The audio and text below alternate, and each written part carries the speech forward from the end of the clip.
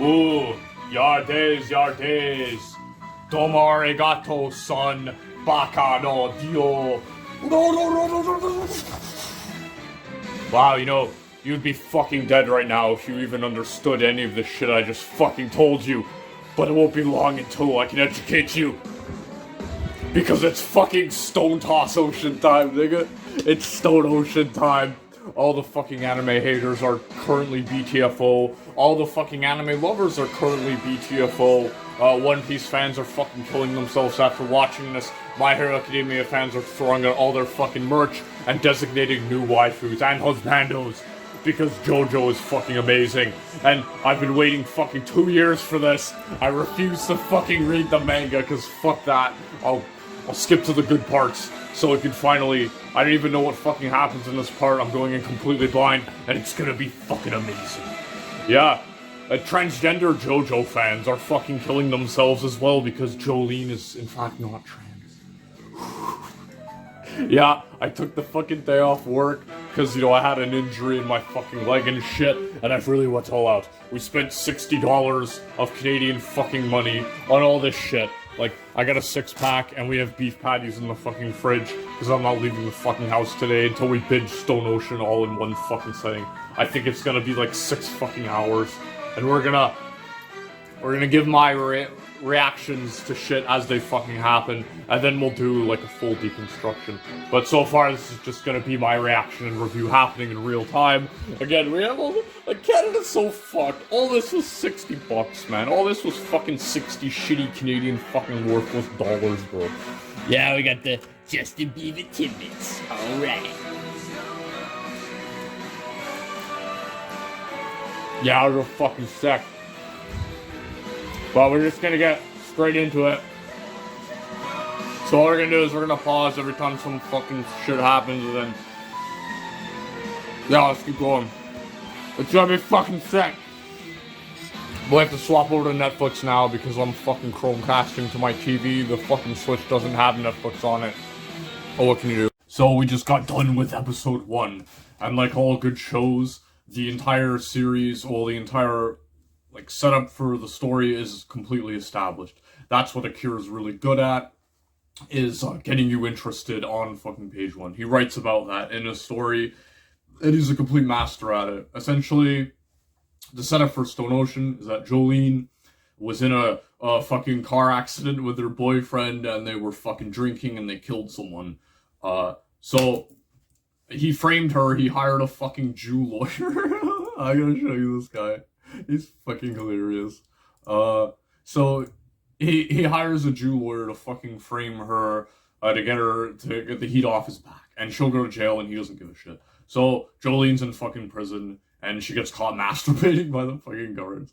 And that's kind of like a weird thing, like men writing women here. This is like Akira's first chance to really have an all-female cast, and kind of comes off as a little sexist, perhaps. So she gets caught masturbating, and there's this fucking scene here, where she has to strip in front of the fucking guards. We're going without timestamps. So yeah, that looks like a One Piece character. So they have her strip and she's showing her fucking ass here. Would you rather I do a bridge? Oh wow, that's very problematic, Akira. Yeah, and so yeah, that pretty much proves that Jolene is not a fucking trans woman because there are men in this prison too. It's fucking weird. So she gets a stand. Jotaro, who's been out of her fucking life forever, like all fucking Joestars, their fathers just fucking dip as soon as they're born. So he gives her a fucking stand arrow case thing, and she fucking cuts herself on it immediately and just throws it away because he doesn't fucking explain to her what the fucking thing even is. If you're not worthy of receiving a stand, the fucking stand arrow can actually kill you. But Jolene's a Joestar, so fucking of course she can survive. So she throws it away immediately, and that was the plot of fucking part 4, is that some asshole had a fucking stand arrow and he was able to create all these stand users to fuck shit up. So now that it's been released in the prison, who's gonna fucking get the stands, we don't know. And that's the thing about JoJo, is that you never know when you're gonna be under attack.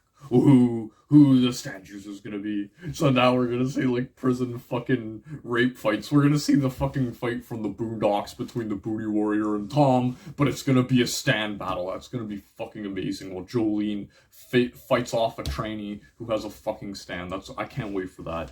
So yeah, so she has a stand now. What her stand does is kind of like Spider-Man. She shoots like this like wire out of her fucking hands. And she can like use it. She can use it to like hear stuff and like grab items. So yeah, her friend here, yeah, so like there's the wire and stuff like that. It can like cut through things and she can like hear stuff. So that's kind of what we know what it can do at first, kind of.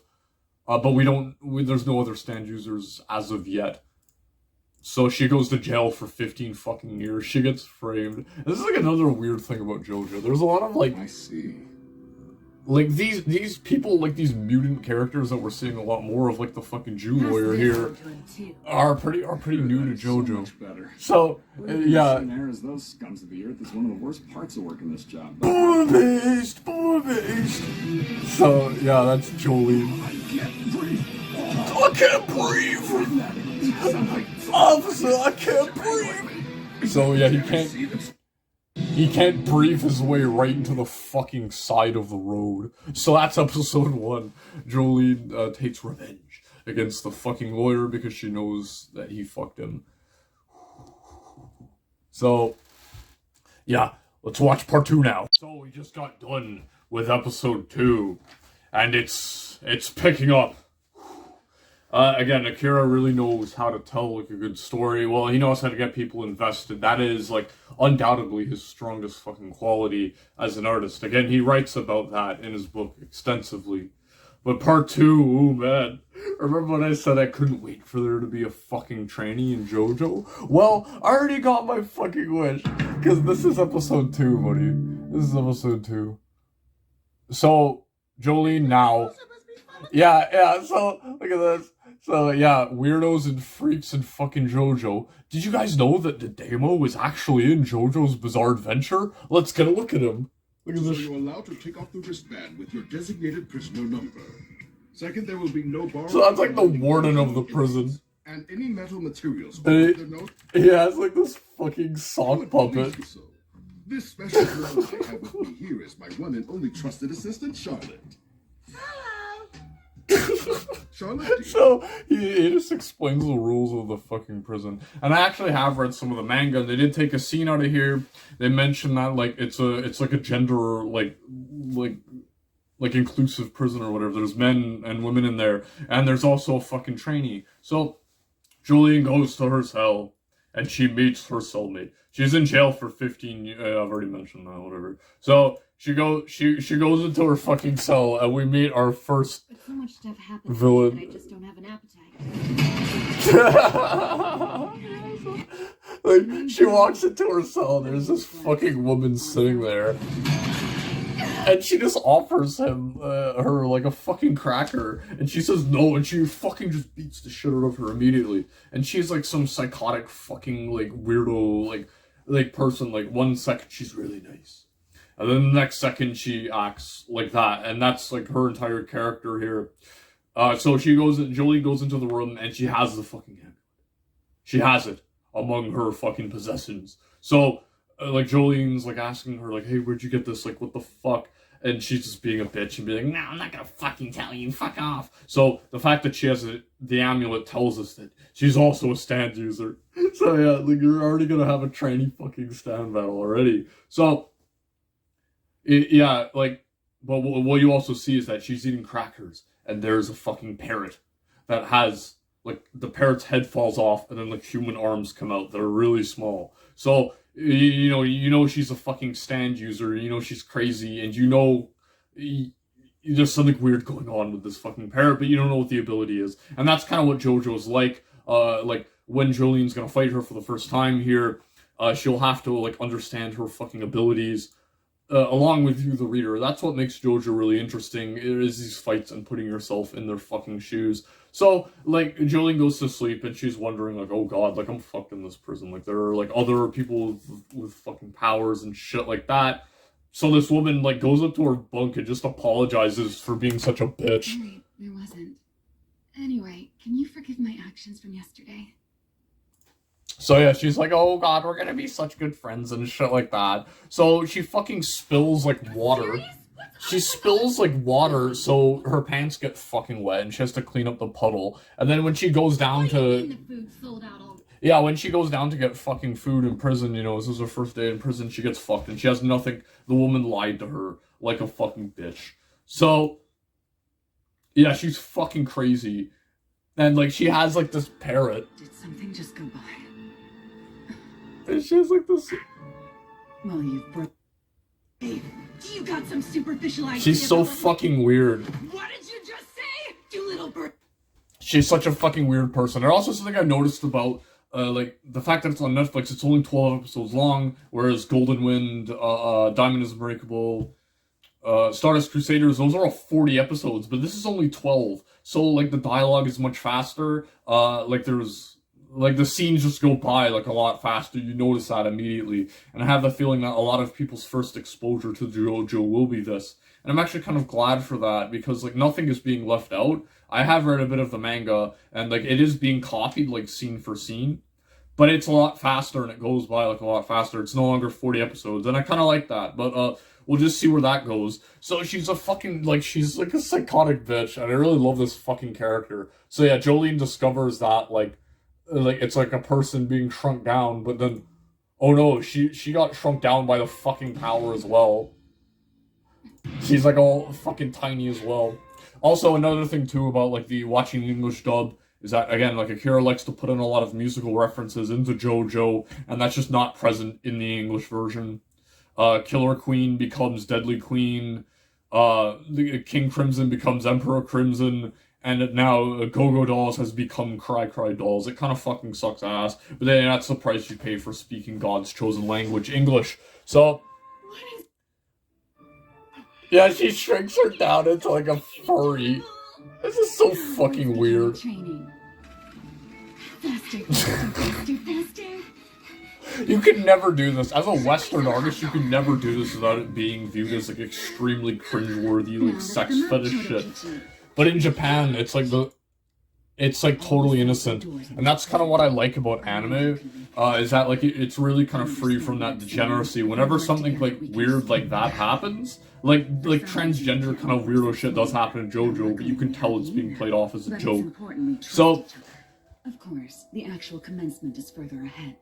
For this mission, you just need to investigate everything. Already, like, the show's already being very proactive, like, the primary objective here is to escape from prison. It's not just to survive in prison indefinitely, like Orange is the New Black, and it just be a fucking sitcom. No, our characters are proactive here.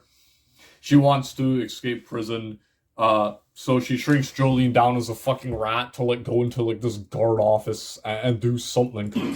So she goes in there, but oh no, like, as you fucking get away from, the stand user, it's...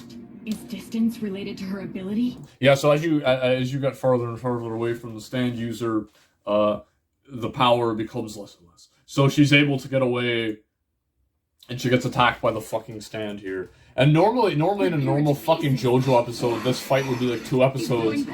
But it feels, again, because it's a lot faster paced, there's a lot less of that, like, anticipation, kind of, actually.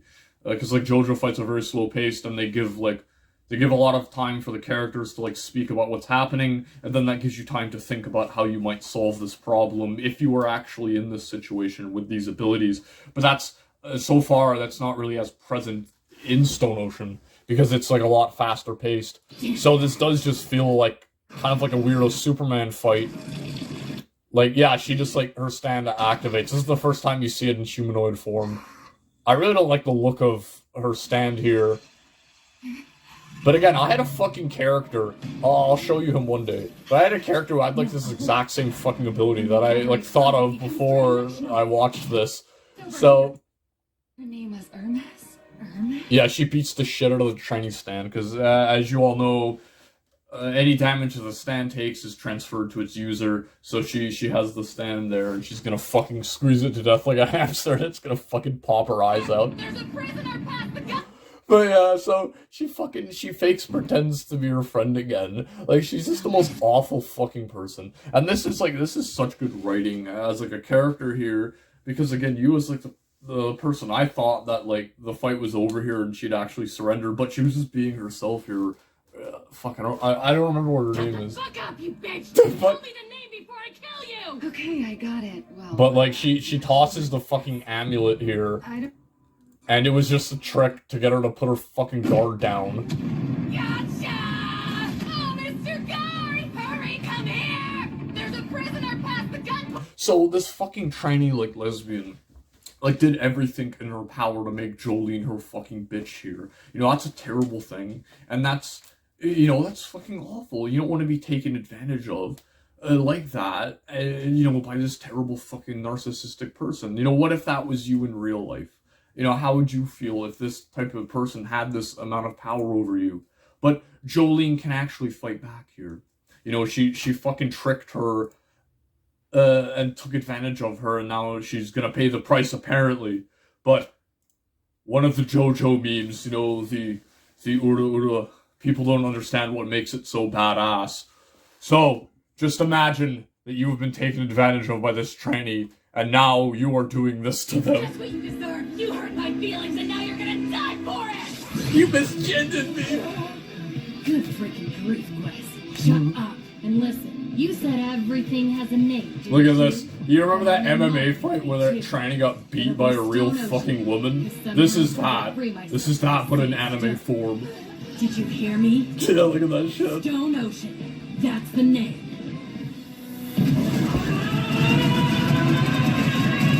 Yeah, fucking true.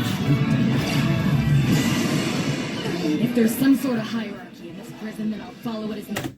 Yeah, so you know you have to earn that. You know, it isn't just like a retarded shitpost meme that happens all the time in the show. It's usually for a badass moment like that where you're beating the fuck out of a sexual predator. Amazing. So what is the consequence of this? Jolene escapes this like fucking secure area, but she's given like an additional 10 years on her fucking sentence. She's given an additional 10 years. So, but again, that doesn't matter to Jolene now because she has to stand and she can't escape from prison. So that's her goal now. She's gonna climb the prison hierarchy and then she's gonna try to escape. So, oh god, you know what's gonna fucking happen? And the stand arrow, like, we don't know who's got that yet. But, you know, Jolene has it now, so she can give people stands if she wants. If they can withstand the power surge. Alright. Oh, we're now on to episode 3, and the show really has picked up. Again, because it does feel very fast-paced already. We already have, like, a character motivation here with Jolene wanting to escape prison. Like an American show, an American animated show would spring this idea maybe after like an entire season, before they had the idea to escape. But no, Akira knows the entire fucking story. He has it all planned out and he's going through it step by step. So again, it's really good so far. So episode 3 essentially begins with like a really weird thing. Like, there's a lot of interesting prison dynamics going on that you might see in an actual show, you know, based on prison. He really did, like, his research, and he really wanted to tell a story about that. But before we get in, why don't we hear what Jolene Stan does in her own fucking words? But it lacks power and is easily... In its thread form, it can travel far distances. But it lacks power and is easily damaged. It becomes strong when gathered. However, it can only reach about 2 meters in that state. So yeah, they're better than I can describe. That's kind of what her power does. It's a very, very interesting power already, but the fact that it is weak, I don't know how strong it is exactly, but we kind of see that like it can't break handcuffs. She can't use it to break through bars like Star Platinum could. So she'll have to be more creative using this ability to escape prison, and that's really fucking interesting so far. So what happens essentially is that fucking lesbian bitch from before, and this is very interesting, this is kind of building off of what happened in Diamond is Unbreakable. Hey, girl with the in a while. Don't you know me? Shut up and get the hell. Yeah, so like this woman comes back and like now she's like a friend kind of. Why? You So, and that's what happened in Diamond is Unbreakable. The stand users weren't like fucking assassins being sent after the main characters. They were just like normal people who exist in this like world. And I really like that. And they're doing that again in Stone Ocean now. Like this woman, she's not really Jolene's enemy. They just kind of have like a fucking spat. And now that's over with. She's just like a normal prisoner. So what happens is Jolene's such a fucking idiot. She doesn't know prison like 101 for shit. So she lends a fucking $1. And remember, like in the first episode, that woman said like, oh, you need at least like $200 to survive in here. Like money's kind of passed around, but it's really hard to earn money in prison. So like that fucking $1. So she gives this woman $1 to use the fucking phone, and that means that she's like a bitch. You know, she's like Tom from the fucking Boondocks. She's gonna, you know, because she knows, everyone knows now that she's like a fucking bitch who'll just give anyone anything if fucking asked for. So she can't let that happen. This is like the first kind of like weird confrontation in the show where she has to prove that she's not a bitch. So she'll get taken advantage of.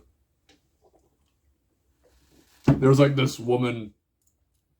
There's this woman who's like pretty much the prison prag. body and mind. Yeah. Don't know about you, but So they're like, one after another. if you're a fucking bitch or you show any weakness in prison, you're fucked. You're fucked. It doesn't matter if you have a stand. Everyone's just gonna treat you like a fucking bitch. So, like this woman totally punked Jolene, and she goes to her in the library. Went back, right? So where is it? Enough already! Don't you ever shut up! I said I'd get it to you later. That obviously means I don't have it right now! Yeah, so this woman just punked Jolene and tried to make her into a fucking bitch. But Jolene can't stand for that because all the fucking alpha male, like, female dykes are fucking watching. Yeah, you know, look at this. Yeah, I forget. I've got the memory stored in the... It's like all the fucking turbo lesbians are fucking watching this shit unfold. And they're just gonna fucking take advantage of Jolene. And you know, I don't know how lesbians have sex really, but or like in prison, I don't fucking know that. I guess I gotta ask around. But that's what's gonna happen to Jolene. So what she does is like she crushes up a fucking quarter into like mercury dust, and then oh no, she pours it into her coffee, and then oh shit, she's gonna have a short-related emergency. She's gonna poo-poo in her pants, and then she'll be real embarrassed after that, so she's gotta use the toilet, but Jolene has locked herself in the fucking toilet. Oh yeah? And then, yeah, not only when she opens the door, she fucking breaks her fucking face open, but then she asks for like... That'll be $10. She asked for $10 to use the fucking shitter, or else this woman will have a shark-related social disaster. So yeah, she gets the $10, and then she proves that she's not a bitch. This is very interesting character development. Jolene has like she's being forced to be independent for once. Like she was kind of a suck up to her boyfriend, and that's kind of what her whole life was like. She didn't have a father, so now she's like being independent and actually very like proactive. It's very interesting. I really like Jolene's character already. But again, she's still naive. Like she still requires the fucking transgender to like tell her what to fucking do, and she requires everyone to tell her what to fucking do. Because then this like child comes in. Why is there a child here? Hey, bitch! Williker. She's in prison, and then this like fucking child who's like dressed as like a baseball player comes past and says like, there's someone who wants to meet you tomorrow. Don't go to that fucking meeting because you'll like bad shit'll happen. So she goes to the fucking meeting, of course. And another thing I noticed too is that like the animation is like significantly worse, and I don't know if that's because of like COVID or because of like fucking Netflix. I think this is an entirely new animation house working on this. It says it's like Warner Brothers Japan. I don't know who's working on this before, but we still have the same Jotaro voice actor. But like, look at this. Like that was never in fucking JoJo before. Like all these like shitty kind of like weirdo background characters. But you know, there's one piece of animation that they didn't skimp on. And that's this shit, bro. Look at how Dude, it's like fucking femboys would literally kill themselves to have a fucking ass like that. So okay, so Jolene's going to meet that fucking mysterious person who wants to see them, and she gets warned like multiple times by the fucking baseball kid not to fucking meet this person. But she has no idea like who this person is and like, you know, what's up. So he gives him like a fucking bone, like some chicken bone or something. It's like, take this, it's a good luck charm. So Jolene takes the fucking chicken bone and goes to meet the mystery guest. And let's see who actually wanted to fucking meet Jolene. You'll never guess who it is. It's Gator! It's Gator! Yeah, Gator wishes he was that fucking pimp and badass. So Jotaro finally wants to fucking meet Jolene and play a part in her life. But it's too fucking late, because she's already a fucking degenerate and she's in jail. So nice job, fucking Jotaro. That's the Joestar family tradition, is fucking creating all these bastard children and just fucking off to Japan again. So, Jotaro essentially tells Jolene that, like, this is all fucking set up. Like, the entire, like, last year of your life was all some fucking gay-op conspiracy committed by a fucking vampire who was born 100 years ago. That's actually what happened. So, yeah, so, like, Dio had, like, a fucking subordinate, like, the guy we just saw with the fucking ass, and he set up, like, the boyfriend, the fucking judge, the lawyer, the fucking hitchhiker. He set this whole fucking thing up just to fuck with, like, the Joestar family. You know, he can't go after fucking Giorno or Josuke, they're too powerful, so he has to go after fucking Jolene.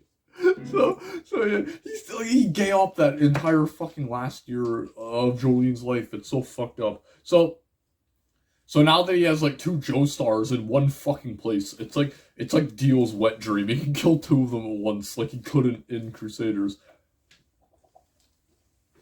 So the stand battle kind of begins, and very, very interesting use of Jolene's power. So, no, actually what Jolene says is that she doesn't fucking give a shit about this Joestar, like, bad blood with Dio. She literally doesn't fucking care. She just wants to, like, escape prison by herself. And she can do that. She's, like, already proven herself to be, like, really proactive. So, combat begins, essentially. With this fucking guy. Handcuffs. When did... Who lit that place? Time stop! So... it's very interesting. So, like, Jolene gets shot with a sniper bullet, but her stand, because it's like a woven thing, creates like Kevlar. That's pretty cool to stop the thing, but she still takes damage from that. And then Jotaro takes a fucking round from this sniper guy. So they're being shot, and this is what a lot of stand fucking fights are like, is that you'll just be attacked out of fucking nowhere, and you'll suffer mortal injury immediately before you even know what's fucking happened. So that's happened with Jotaro. He took a fucking bullet too. Even though he has Star Platinum with God Power, he still fucking took a round. And they have no medic now. Like, normally in JoJo's Bizarre Adventure now, like with Josuke and with Giorno, and then with Zombie Horse in Steel Ball Run, they have a medic, someone who can heal them if they take damage, but they don't have this anymore. So, like, Jotaro getting shot through the fucking shoulder. Like, the sniper gets a fucking collateral. He shoots Jotaro through the fucking shoulder, then kills, like, the prison guard in the room. But this is essentially what the power is. So it was reacting to the air currents in order to predict our location. Even if... It's actually very interesting. So, Jotaro says that, like, he has a rifle, that, like, he smuggled in, like, piece by piece. But that's just a normal rifle. But his stand ability is something that doesn't even do any fucking damage itself. It's like this, like, satellite thing that detects air currents. And that's, like, really interesting, I think. That, like, the stand ability is more like a Rainbow Six Siege ability. You know, like, you use your gun to actually kill people, but then, like, the ability itself is, like, something that makes that, like, so much easier. That's really interesting, and you really don't see that too much. We really haven't seen that a lot in JoJo before this, and we're seeing that now in Stone Ocean. Like, the previous stand user, her ability really relied on fucking Jolene to cooperate with her, and that's something you don't really see too much.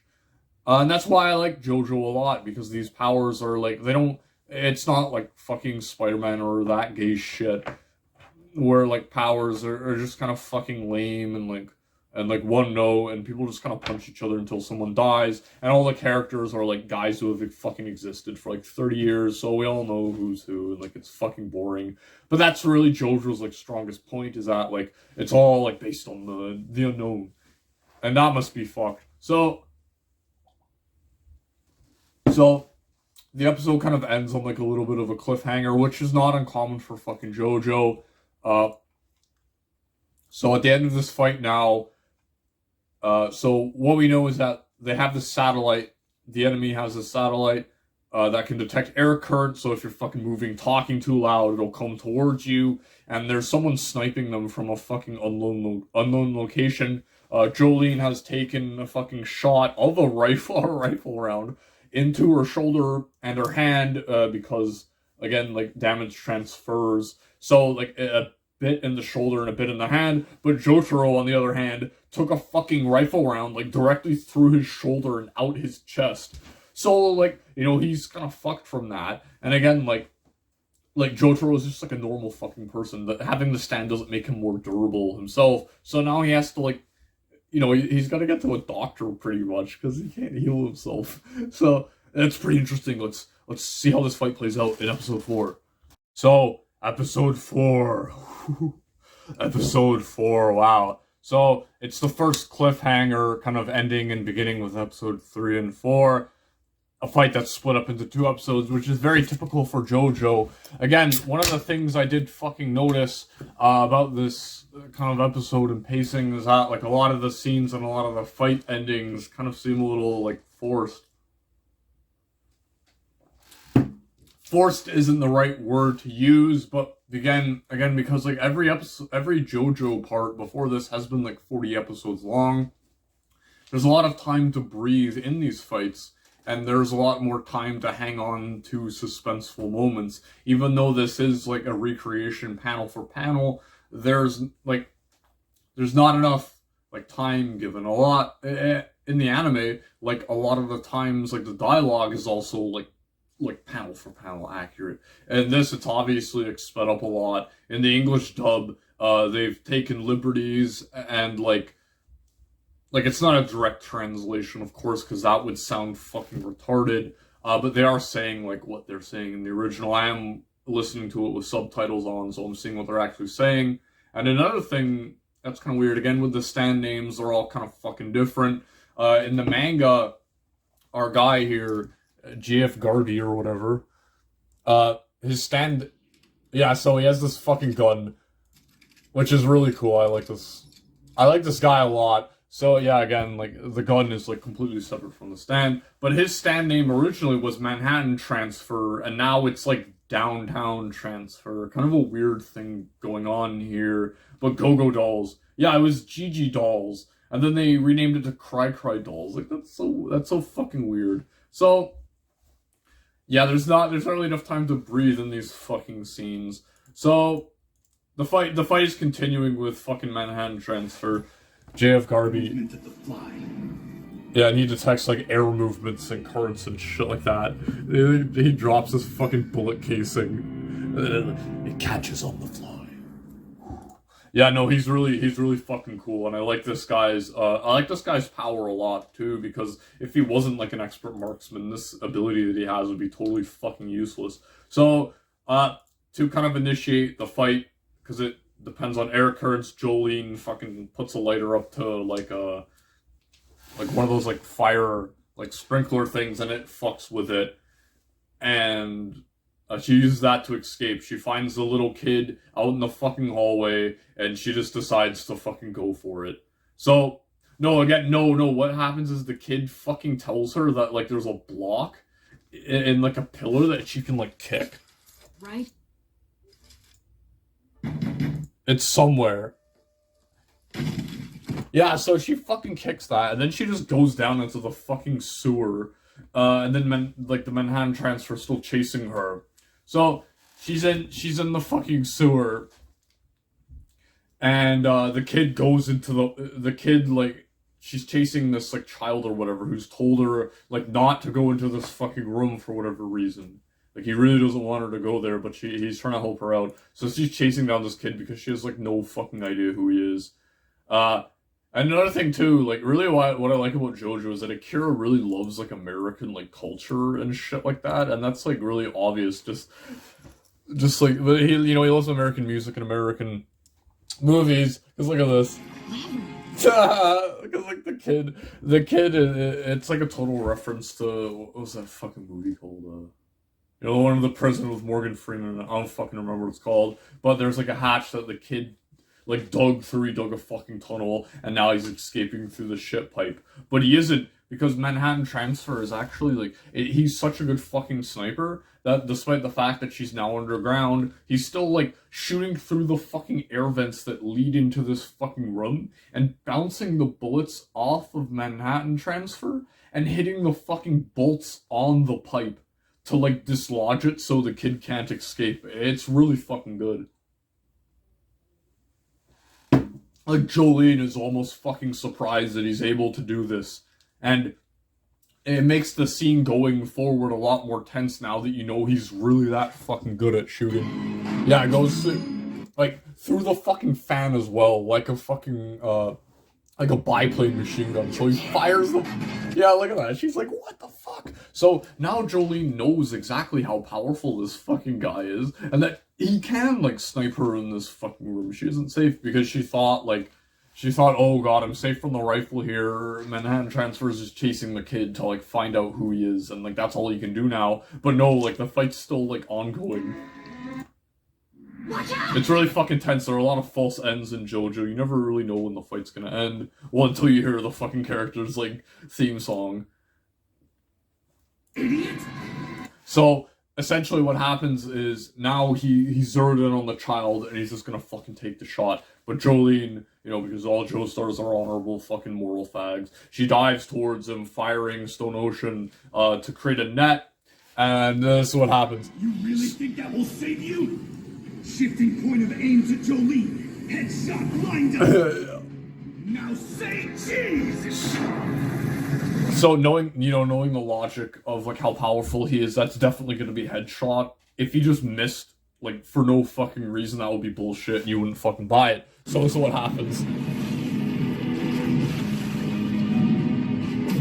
Yeah, it bounces off and headshot.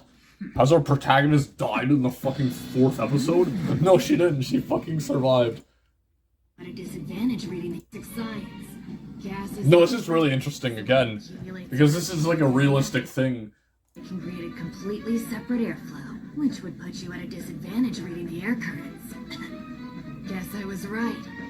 So like it's like that's an actual fucking realistic thing in chemistry, that like the gas is lighter than air and like it disrupts the airfield. I don't fucking know, but that's kind of interesting. It's kind of an ass pull because you didn't know that those pipes contain gas. But it's still pretty interesting. These stand fights are arguably a little weaker than the ones in Golden Wind. I thought the ones in Golden Wind were like the best in the entire fucking series. Steel Ball Run was obviously better than Golden Wind. But as far as like anime goes, like Golden Wind is definitely my favorite. Yeah, it kind of is unfortunate that Stone Ocean's only 12 episodes here. So Manhattan Transfer gets fucking destroyed because Jolene just punches him. I've already caught you! Get fucked!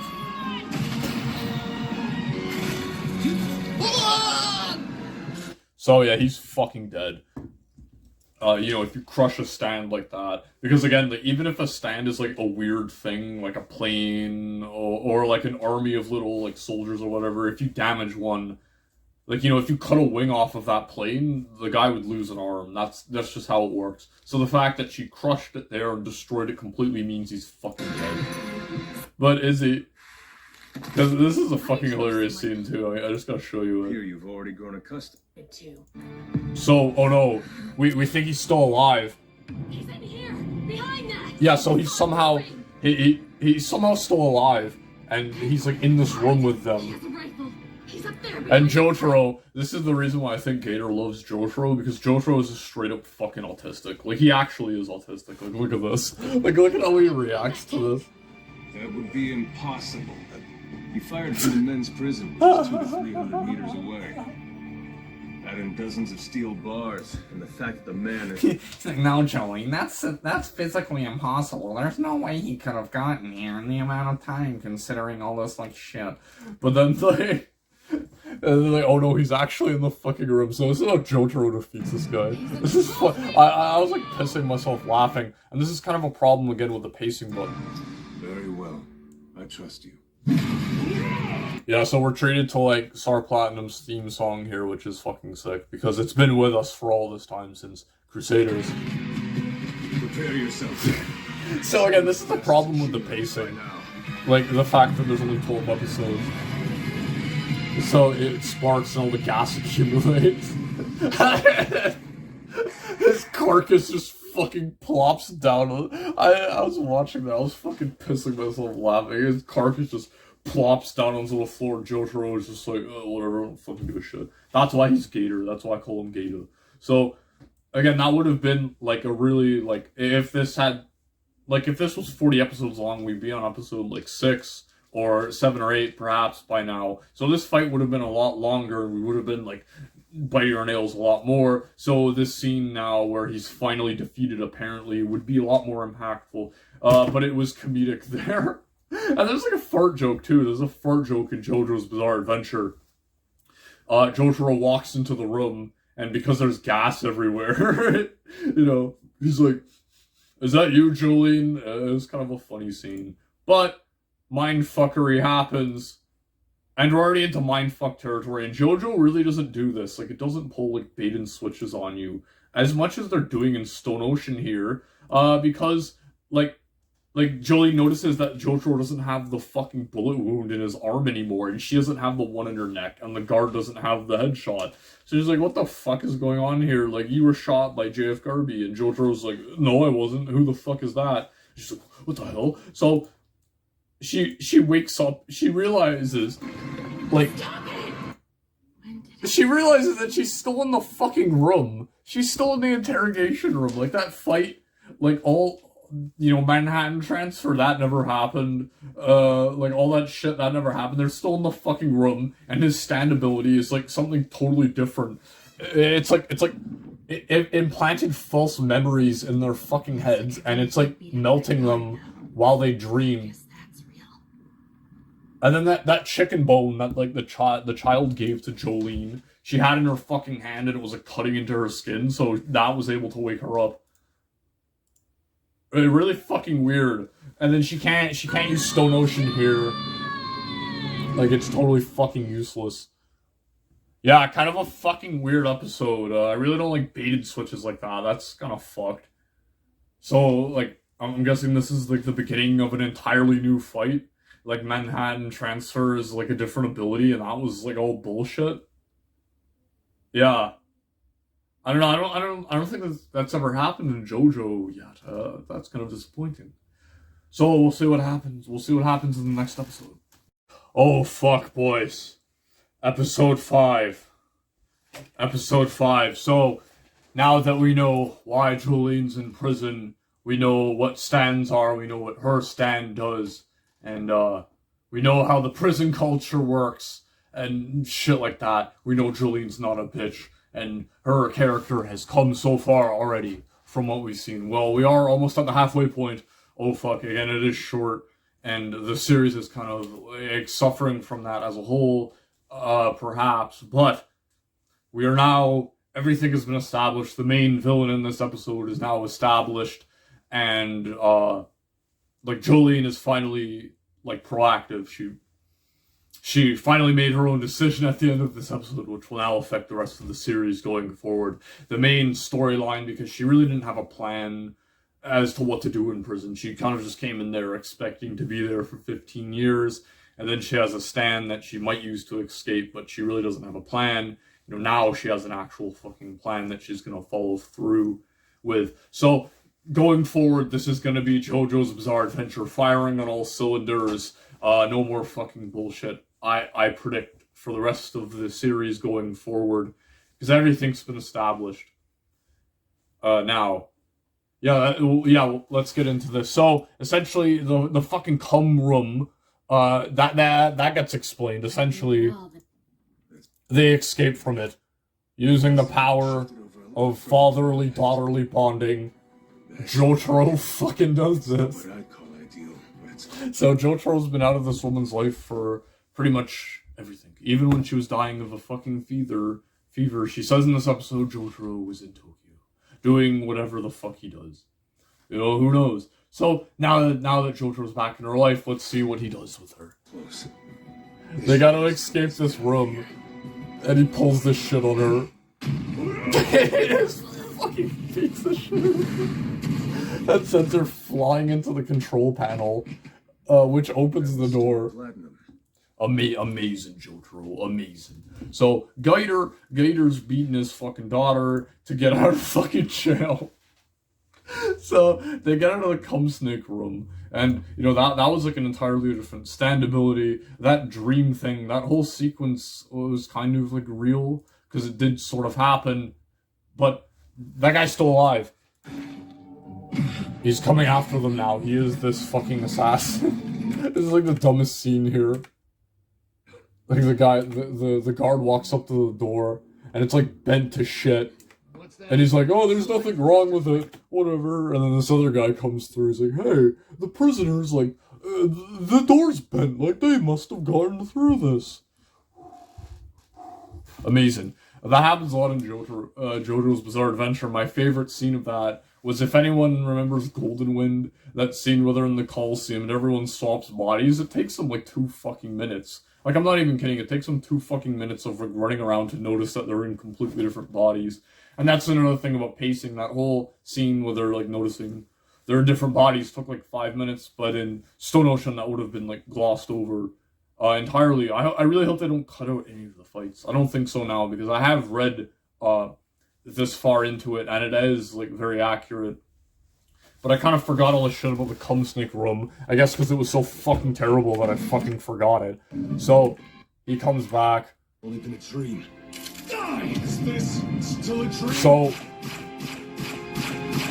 he shoots at Jolene here, and of course, you know, he has to use his stand ability. There's nothing he can do here. He has to stop time to deflect the bullets. But oh no, that was intended. There were 2 of them. It conjured visions for Jolene and I. Oh my god. So yeah, that dream thing that wasn't Manhattan Transfer's ability. He still had the satellite thing, that was all real, but it was a different guy. It's a different guy entirely, and this is like the main villain, because he's like orchestrating this entire shit. So that was like a god power that they went up against and survived against somehow. That's kind of weird, because like a D4C in the best part of JoJo's Bizarre Adventure wasn't established until like much later on. The same with, well, I guess we're almost halfway. Fuck. Like this wasn't halfway through the manga. Like, I got maybe, like, a quarter of the way into it, and all this shit is, like, within that first, like, quarter. So yeah, they went up against the god power, and, like, this is, like, so he can do, like, the cum room, like, dream thing, but he can also do this. Oh, again, amazing reloads and shit. This guy's a true professional marksman. We will definitely be sending him an invitation to Northern Cowboys. You know, if he's still alive, if he somehow survived this shit, he can join, because he used the revolver. He definitely used the automatic pistol there. It was just a dream. Anyway. So she actually defeats him in a pretty interesting way here. Let's see if we can skip to it. John Golly Hayes won. The mushy guy, the second. Oh god, Gator's finally signing off for the kill stream, you guys. Don't drop it. So the pendant also contains like a fucking, it's so important. It contains like a GPS locator that has like a submarine that'll come to like directly to where it is. This is like so important to their escape, and he didn't even fucking mention this at all because he was never involved in his daughter's life. So he's like mortally wounded here. He's shot through and through, because you see his back there. He's shot through the shoulder, like the chest, and like the abdomen. And Jolene insists that these aren't like lethal wounds at all. It's kind of weird how like injury works in anime and like in general kind of, but Jolene defeats him in an interesting way. he fires at her. But, like, we don't see, because normally stands, humanoid ones, they can, like, punch and, like, catch bullets, like, out of midair, so shooting at them is completely pointless. But I don't think Jolene's stand can do that, so to deflect bullets, she knows something interesting, actually. They were invisible, that's kind of bullshit. No way. Yeah, but, like, she gunked up his gun. She gunked up his gun with fucking wire, so all the bullets, like, got deflected. That was pretty cool, I like that moment. That was another, like, fanboy moment where, oh my god. Fuck, when I went to go see Infinity War, I saw Infinity War in the fucking theater, and it was worth ticket price, because behind me, like, 2 rows, there was a guy who was fucking crying when Iron Man died, and when, like, Thor grabbed the fucking hammer, he was having an orgasm, and that's how I felt watching this, because it was so fucking cool, and she, like, then she did that. I was like, what? It's like an epic moment. So, they escape, and they go to the submarine, but because Cum Snake, he grabs, like, 2 fucking CDs out of, like, Jotaro's head, which contain, like, his, like, memories and, like, his stand. So he doesn't have his stand anymore. That's fucking gone. So Jolene knows that, and, like, Jotaro dies here. Oh, Lord! How will we ever replace Gator, you guys? How will we ever replace Gator? Fake Jim is dead for now. Ethan, if you have to, just hire me, bro. I'll be your Gator. So Gator's dead, but Jolene can't accept that, so she's going back into the prison. This was the proactive thing I was talking about now. Like Giorno. Giorno's one of my favorite main characters, because, like, his mission to take down the mafiosa is entirely of his own volition. And it took Jolene, like, almost halfway through the fucking series to, like, be proactive about herself. And we still haven't been introduced to, like, the main cast of, like heroes that are gonna work with Jolene, because we know they exist because I saw the fucking intro, they're there. So, she's confident that, oh yeah, and this kid, so we finally know who the child is. So apparently, his mother, like, that chicken bone that he handed her, Jotaro identifies it as, like a bone that is in, like, a woman's, like, pelvis or whatever, and he's like, oh, it's a bone from, like, a woman's, like, pelvis used to assist in childbirth, and it's been coated in some sort of acid. You know, my theory about Jotaro being unironically autistic is correct. So, yeah, so apparently this kid was born in the fucking prison, and he's just lived between, like, the prison walls his entire fucking life. Like, oh, what a poor fucking child. So, he's, like, helping Jolene now, or some shit. I don't fucking know, but that's the mission now. We gotta go find Cum Snake, and we gotta get Jotaro's fucking personality back. Crazy shit. Alright, on to episode 6 now. So we're halfway there. We're halfway done JoJo. And now we've reached the Kino intermission.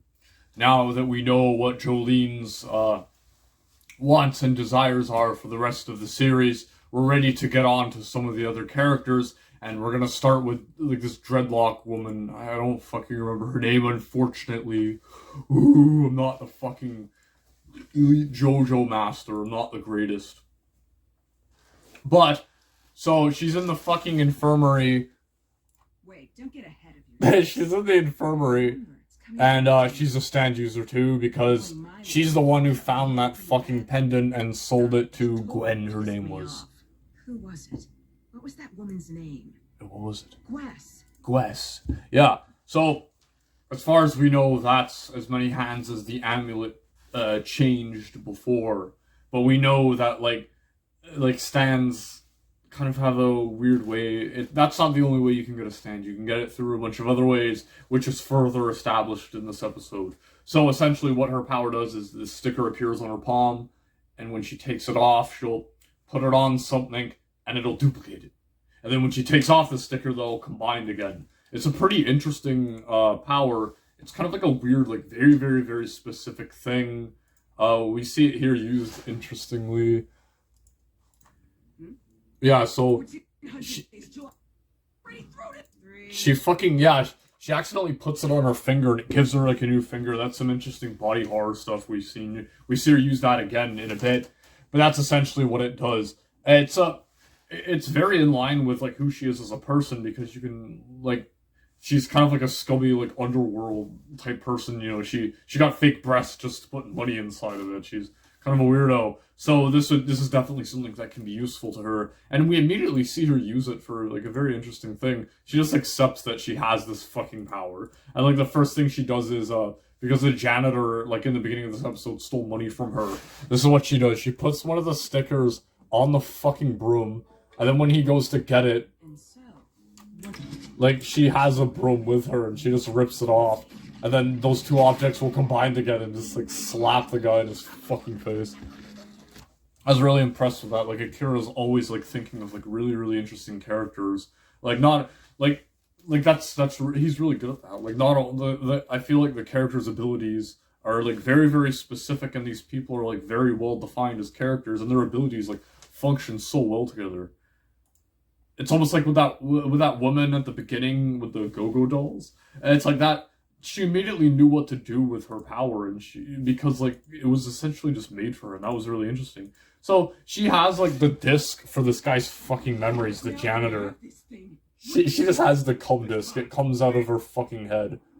Squishy and elastic like this. I can see something inside of it. Yeah, so she discovers that like this guy's like thousands of dollars hidden somewhere. And that like cum snake gave him fucking powers, this janitor. Oh, but who is he? Another really interesting character. Like another person who has like a really interesting ability that really plays in with his character, and he is McQueen. He's like this fucking, he's wearing like a pair of jeans like as a t-shirt. Been stalked by a woman. First. Who the hell do you think you He's really like emotionally manipulative again. That's very interesting.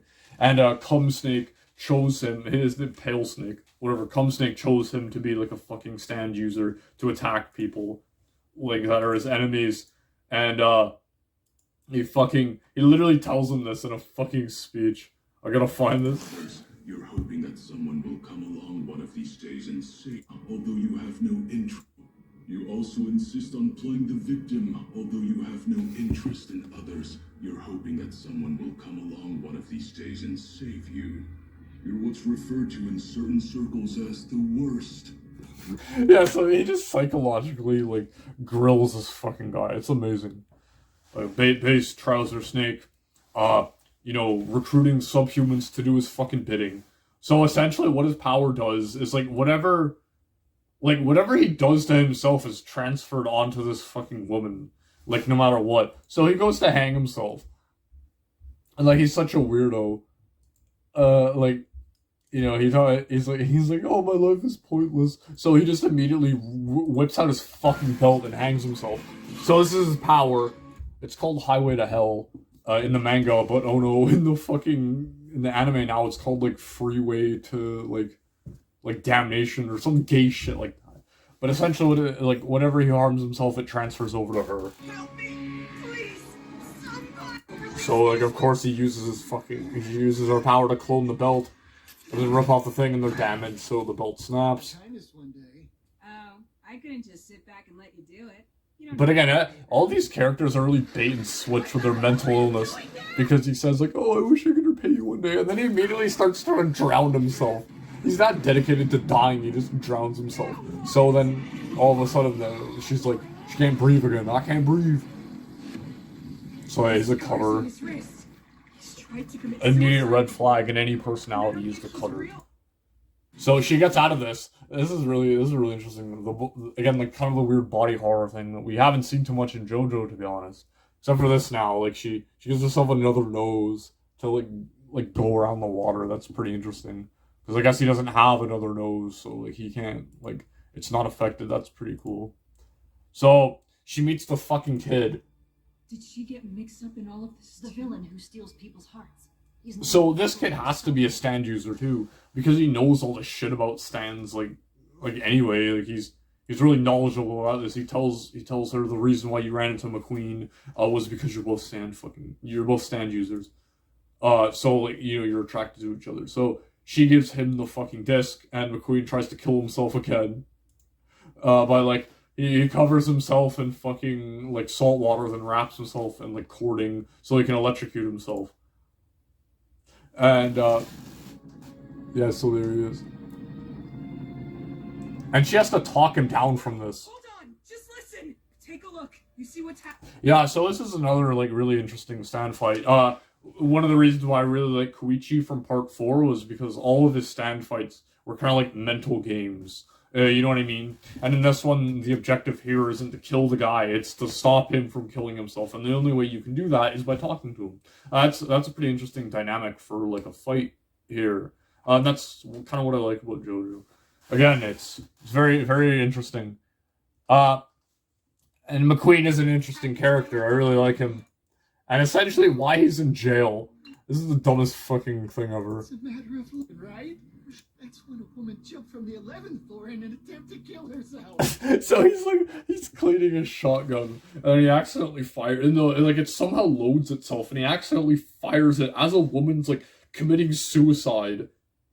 And like the blast like hits her on the way down, so they think like he like fucking murdered her. So that's why he's so depressed, and that actually fucking sucks. And that's kind of like, you know, everyone's treated McQueen as a fucking like a woman murdering like scumbag, and he's probably a fucking loser anyway. So it's really sad the situation that this guy's in, and the fact that like this woman just talking to him is enough to get him to just like love life again. That's pretty interesting. Like, fuck, I really wanted Akira to like write a fucking biography, because I don't know, I'm wondering where this came from in his life. Like, did he meet someone who was like this? And like, where does that come from? And where does this come from? Because she gets him to fucking like not kill himself by doing this. Embarrassing, but I'll give them to you. The actual pair I'm wearing right this second. Yeah, again, it's really hard a lot of the times to convince people to watch anime, especially JoJo, when there's like scenes like that. Like, she gives them his fucking dirty shit-stained briefs to get him to fucking not kill himself. Because you're able to put a sticker on him. So she's fine. He actually does electrocute himself, but how she survives that is she fucking puts the sticker on McQueen, which clones him, so that like it's only the sticker taking like electrocution damage. That's pretty interesting. But like, this is another weird thing, because again, like, if you kill the stand, you know, you kill a stand user. That's just how it is in JoJo. But now, like, when you like defeat the person, like, because he's not dead there, because then she'd be dead too. I guess. No, he is dead because of like the sticker. Yeah. So, like, he actually electrocuted himself, but, like, the sticker, like, transferred all the fucking damage because it was on, like, a clone of McQueen. So that's how it worked. But now, like, when someone fucking dies, they eject, like... The shock made me remember. I don't know if that's, like, because there's two discs. There's, like, the memory disc and the stand disc, so I don't know which one that is. This moron. I think it's, like, the memory or whatever. So... she's established now. That's the Kino intermission, you know, we're all... You know, we gotta establish the other characters now. We still don't know, like, who all these fucking people are. Oh, I have two monsters going at once, so fuck. So, we still don't know who all these other fucking characters are, so I guess that's what we're gonna get into in episode 7 now. You know, Jolene will come back, she'll become attracted to these fucking characters. We might learn more about the kid and, like, what's up with him. Apparently no one knows he's in the fucking prison. He's just like, he's just unknown, and he's walking up like the staircase. It is kind of weird. So episode 7 time now. Let's go.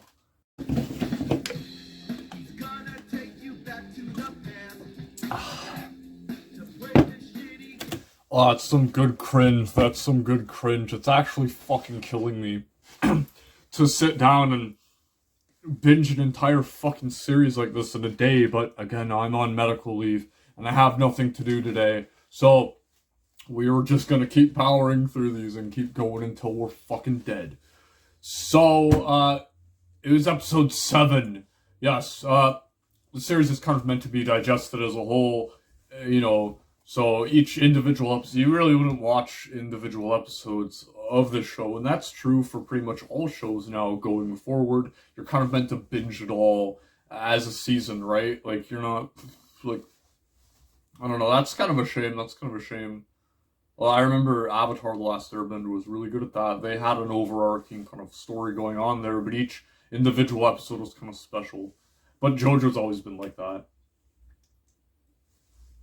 So, we're now, Jolene and our other protagonist here have now linked up, finally. They're back together again, and they have their stand abilities. So some shit happened.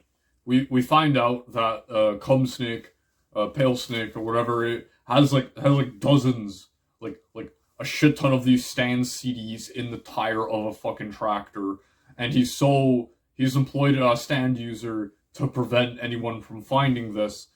These workers are like replacing the tractor tire, and they straight up fucking die because they're that close to finding the CDs. So they get the memory disc from McQueen, and it shows them where the CDs are. So now Jolene and this woman, fucking kind of bad with the names at the moment.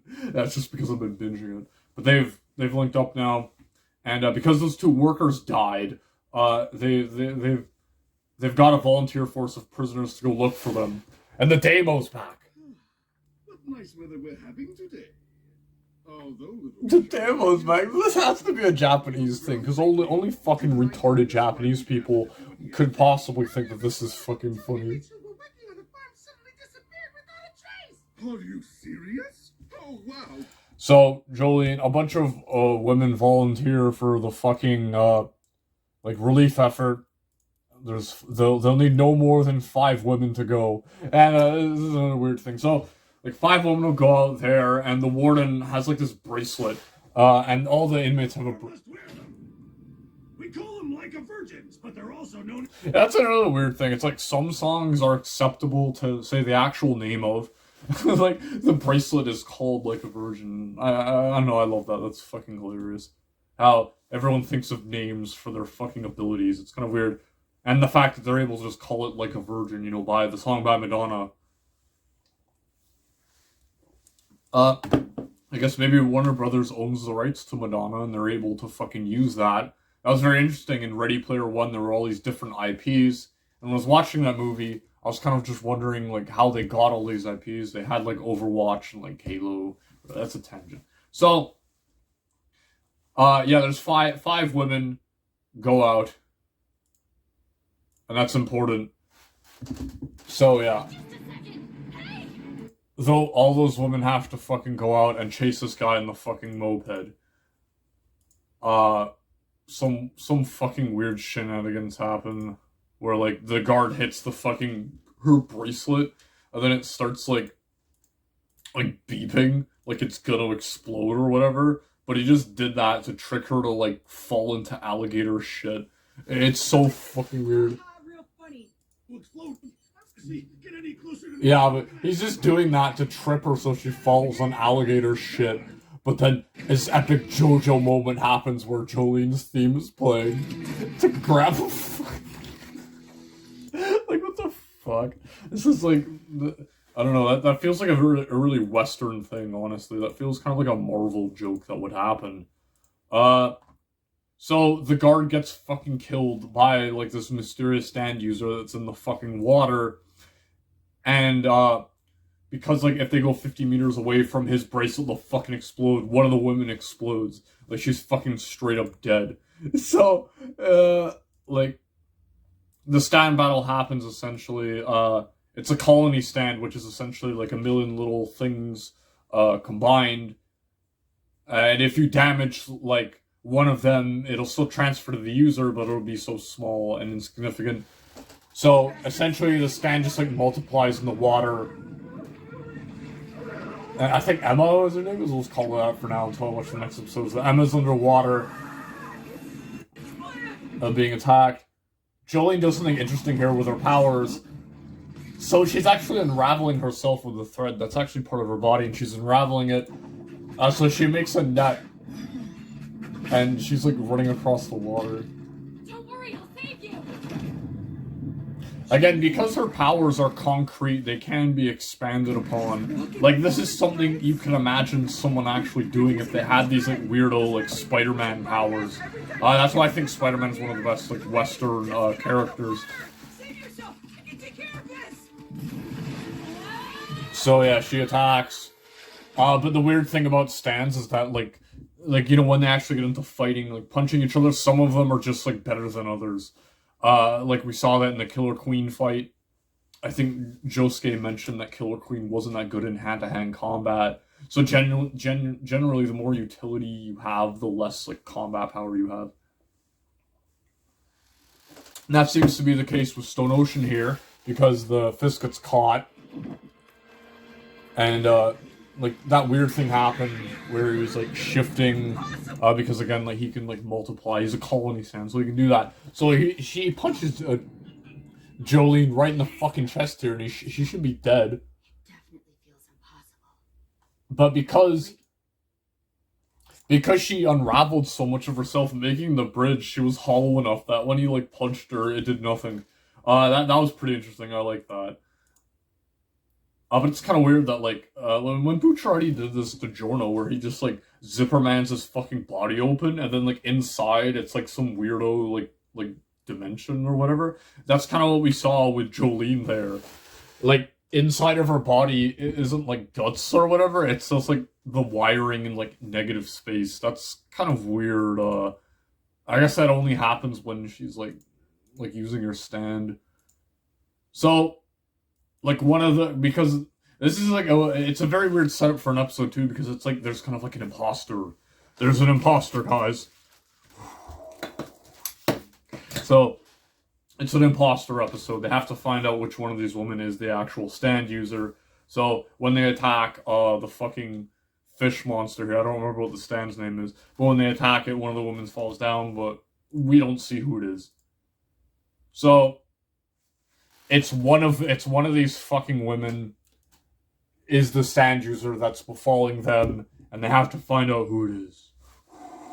Who's it gonna be? Who's it gonna be? Because the series is really like going along now. We're past the halfway point now, and I'm not sure if this is what it is in the manga. I did get pretty far into it, like more than a quarter way, but they're this close to the main villain's fucking entire collection of stands, but we don't know what his intentions are really yet in the series. In Crusaders, we immediately knew what Dio's intentions were. He just wanted to get the Joestars to come to him. We immediately knew... Well, we didn't immediately know what like Valentine's intentions were in Steel Ball Run, but we knew that he was involved in the race. We have no idea what Whitesnake here is doing, besides, like, killing the Joestars, because, like, he's one of Dio's boys, or whatever. Yeah, I guess we'll find out. We're gonna find out what he wants to do with all these stands. Oh, let's check if there's, like, an after-credit scene, because... I guess not. So, episode 8. Episode 8. Don't act like you're innocent. I'm talking about the one that killed that guard and tried to drown us. Now it's our job to figure out which one of you bitches is the imposter. We're all gonna... Ooh, trying to suss out the imposter. And that's this entire episode. Well, yeah, it's the imposter episode. This hasn't happened in JoJo yet, where they've had to figure out who among the... I mean, except for Crusaders, that first fight where they fought the Beetle Man in the fucking plane. It kind of happened there, but this is pretty interesting. So, you know, in the last episode, they did hit the woman in the fucking arm. Or they did hit the woman and cause her to fucking bleed. So that's initially what they're looking for, is someone with, like, any... Like, one of the women has a bloody nose, and they assume she's a stand user. But another woman has, like, a bloody fist. And there's, like, an interesting thing going on here. It's kind of weird that, like these women are, like, so on board with this whole fucking schizophrenic, like, murder mystery thing that was really only proposed by fucking Jolene and, like, what was her name again? Emma? Shit, I don't know. It was something. But it turns out that all of these fucking women were imposters, because this is a weird thing. Like, Stone Ocean is already the weirdest fucking part. Because, like this fucking creature... Memory that Pale Snake's discs most graciously discs in the storehouse. So it's like a plankton like creature thing. It straight up isn't human, and it's like prime directive of like its like intelligence is to protect the fucking stand CDs from anyone, because apparently like the like it's somehow it's like a living stand, kind of like Cheap Trick. It's really fucking weird. But an interesting fight happens. There's some interesting use of the abilities, because his name is FF. The actual creature's name, but the stand that we saw before is his actual stand. It's kind of a weird thing. And, it multiplies in the water, and without water it will die.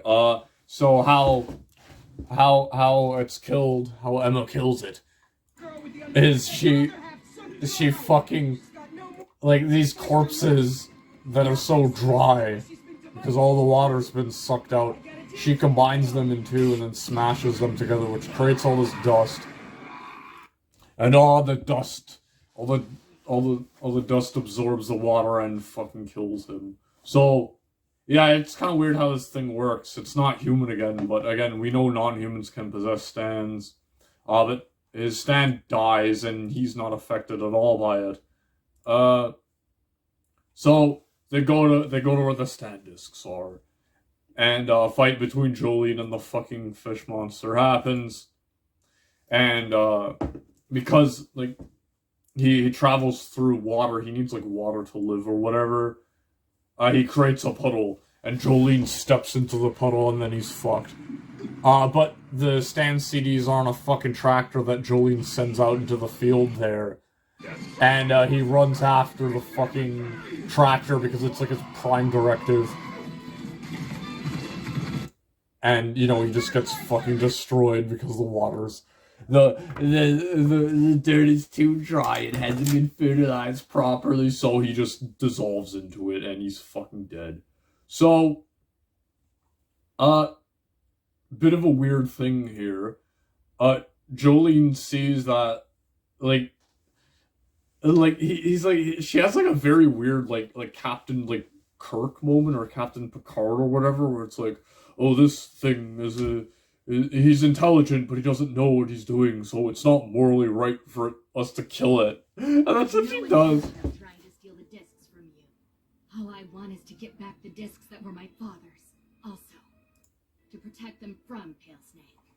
Yeah, so she's like, oh, those discs gave this creature life, so it would be morally irresponsible for me to kill it. And it's like the weirdest fucking thing, man. It's like the weirdest fucking thing. So, they actually recruit it, and it goes into one of the fucking bodies of like, the previous fucking criminal. Of, like, that woman who had her fucking arm blown off. And I thought she was gonna be, like, an actual character, and it turns out she was, because she's in the fucking intro. But it's just, like, this fucking, this fucking plankton monster just takes control of her body. And then she sneaks Jotaro's CD back into the prison by expanding her fucking boobies and, like, sneaking it inside. Yeah, there's a lot of, like, Akira, bro. That's pretty sus, bro. It's a weird fetish to have, like sneaking shit inside of your tits. Kind of a weird thing. But again, it's Japan, so you don't fucking know, really. Like, these people could just be playing it off as a joke. So... like, JoJo villains really aren't revealed until, like, kind of towards the end. Like, we didn't know D4C's power until, like, maybe, like, 3/4 of the way through the story. So now that we're past the halfway point, we're actually discovering who the fucking main villain is. I never thought she'd become someone I need. Played her role as bait well. So he kind of explains more of his plans here. I never thought she'd become someone I'd need to worry about. Jolene Cujo. Is it possible she defeated that incompetent guard and took the disc all by herself? Or perhaps... So he isn't as all-knowing as, like, Dio was. He doesn't know the fucking Joestar's every move. He just, like, he just gave this plankton monster sentience and fucking sent it off to the world. But here's our main villain. You just called off the search. Are you really that worried about prisoners that went missing, Father Pucci? He's a priest. A while longer. I'm Look at him. on night duty until I must give the service on Sunday. Oh, Dios mío! He's like some 56%er, because of course he's from Florida. He's blue eyes. Again, JoJo characters really do look fucking weird. But look at his hairline. His hairline goes all the way down to his fucking eyebrows, and then goes up, and he has to like shave that shit. So, like, the priest of the fucking prison is the guy who controls Pale Snake, and he's the guy orchestrating all of it. So, you know, we now know, you know, we have our main cast assembled now. It's the 3 girls and, like, Jotaro, I guess. And, like, the little boys, kind of like they're, like, a helper or whatever, but he's not part of the main crew. We have our main crew. We have, like, our objective now is to get the disc back to Jotaro. And, like, the rest of the discs, because there was, like, 50 discs in there. They said they were, like, useless stands. Because a lot of the stands you find aren't fucking that useful. So I guess they're all the trash ones. The good ones, they're somewhere else. You can't get to those ones. So now they have to get the stand disc back to Jotaro. And Pucci here, you know, he's on to something. We don't know what that is yet. But his plans are being fucked with. He's gonna have to start improvising because none of this is going according to plan. So it's pretty interesting. Let's go on to episode 9, or is it? Fuck, my brain's rotting, bro. I've been watching JoJo all fucking day. It's destroying my mind. Yeah, episode 9. Let's go, buddy. Well, we're on to episode 9 now, and I'm kind of forgetting how fucking painful it is to sit down on the couch all day and eat fucking nothing but shit food and drink shit fucking drinks. But, you know, sometimes I need to torture myself, and it's all worth it for fucking Stone Ocean. Because now fucking things are kicking into maximum overdrive. We know who the enemy stand user is, and he's fucked. He has a plan, and he's much smarter than, fucking Kira was in the last part with Killer Queen and his dad creating other fucking stand users. He's being very, very purposeful about the people who he creates to be stand users to protect him. Because he's only giving like specific people stand abilities. And again, stand abilities can be weird fucking things. So after that encounter with the swamp, they're just fucking chilling because they're actual fucking prisoners. And, this is the first time, and if this was an American show, this would have been, like, the entire, like, first half of the show. It's just them in prison, and all that shit we saw in the first 2 episodes, we'd still be doing that now. So, they're essentially just playing catch out in the fucking yard. And, FF, by the way, she needs to drink, like, water to, like, fucking survive. Like, I need to drink some fucking water, so... this guy, like... Because, again, it's prison and everyone's trying to take advantage of each other just because they can. This guy starts drinking her fucking drink, and this is her power. She, like, shoots, like, part of herself out at him, and it causes his fucking neck to expand. Very weird what she can kind of do, but... she kind of just has, like, a finger gun. It's not a very interesting stand. I thought she was going to be a healer, like, when I saw her in the opening there, and I kind of knew, like, a bit about what her powers were. It's kind of confusing.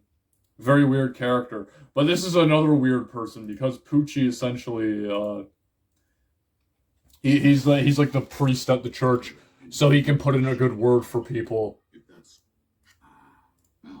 Which tooth must you use this? And again, he's a JoJo villain, so of course he's being really esoteric and weird and, like, doing this thing with the fucking cherry. So, he literally says, like, she's unredeemable. Your ill-natured self will never be fixed, but I cannot ignore the talents you possess. They will be of... So that's essentially what he's done, like what Dio has done, or what this guy's done essentially since the end of Stardust Crusaders, is like go around the world collecting all these fucking stand powers for like this moment. Like it's all led up to this, whatever he's fucking done. So he gives this woman a stand, and she bets, because they're playing catch, right, and they're almost up to 100, she bets $100 that she, you know, you can't get to 100, and they fucking do. So, like, again, they're just playing catch, and she just comes up to them and is like, hey, let's bet on this. That ruined your life committing small robberies. Think about it for a sec. Money to buy your place in line. Hey, are you... So essentially, she says like, "Oh, if you can," because they only needed like 13 throws to make it to 100. Now she's saying, "Oh, if you could do like 100 more, I'll give you $1,000." So we'll have 1,200, and that's a lot of money again because it's kind of weird because we know, like me as a viewer, I know this show is just gonna be about like, you know, Jolene isn't gonna fucking stay for 15 years in prison. That's just not gonna happen. But as far as you know, as far as I know. As far as Jolene knows, she is going to be in prison for fucking 15 years. So she talks her into like taking this bet even though it isn't fucking worth it. You're going to wish you had this money to buy your place in line. Hey. Yeah, it's very interesting. You almost like forget. I almost forget that they're at prison like a lot of the times. Well, because most of the show's been about stand fights. For now, there hasn't been much world building as of now, and there really doesn't need to be. It's just a fucking prison. But very interesting scene here, where we're just reminded that like, oh god, you need fucking money to like buy shit and stuff. In other animes that take place in prison, that's like established like very very early on. I think Dead Man's Wonderland, like the first half of the first season, is just all about like how the fucking prison works and shit like that. But so they're playing catch.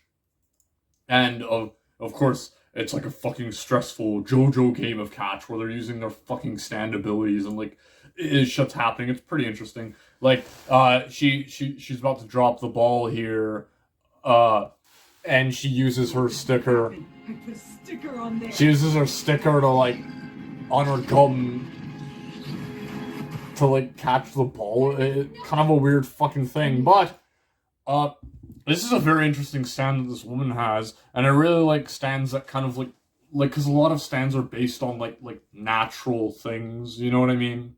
Like Manhattan Transfer, for instance, he was like hovering through the air and detecting the air currents. That's a very like natural thing that occurs. But a lot of like some stands, like hers, for instance, work on kind of like human like conventions and stuff like that. You know, like a promise isn't like a physical thing. It's more or less something that only means something to humans, and that's a very very interesting like concept. There are a lot of stands like that, especially in part 3 with the DRB brothers, I think, like where they like played video games or whatever, and her stand is kind of like this. So let's see what it does, and it has a really cool name. The Debt Collector. Mary Lynn Manson. Mary Lynn Manson. That's fucking hilarious. So, Debt Collector. Again, money isn't like a physical property that you would expect maybe like a god, because these stands kind of are like gods in a way, kind of. But like the cash register, like chinging sound, that's a very very important thing to like the person of this time period. Yeah, and again, like money's like a thing that humans put value into. Yeah, again, like stands really are just like an expression of your inner like deepmost desires. Yeah, it's fun. I don't know where I'm going with that really, but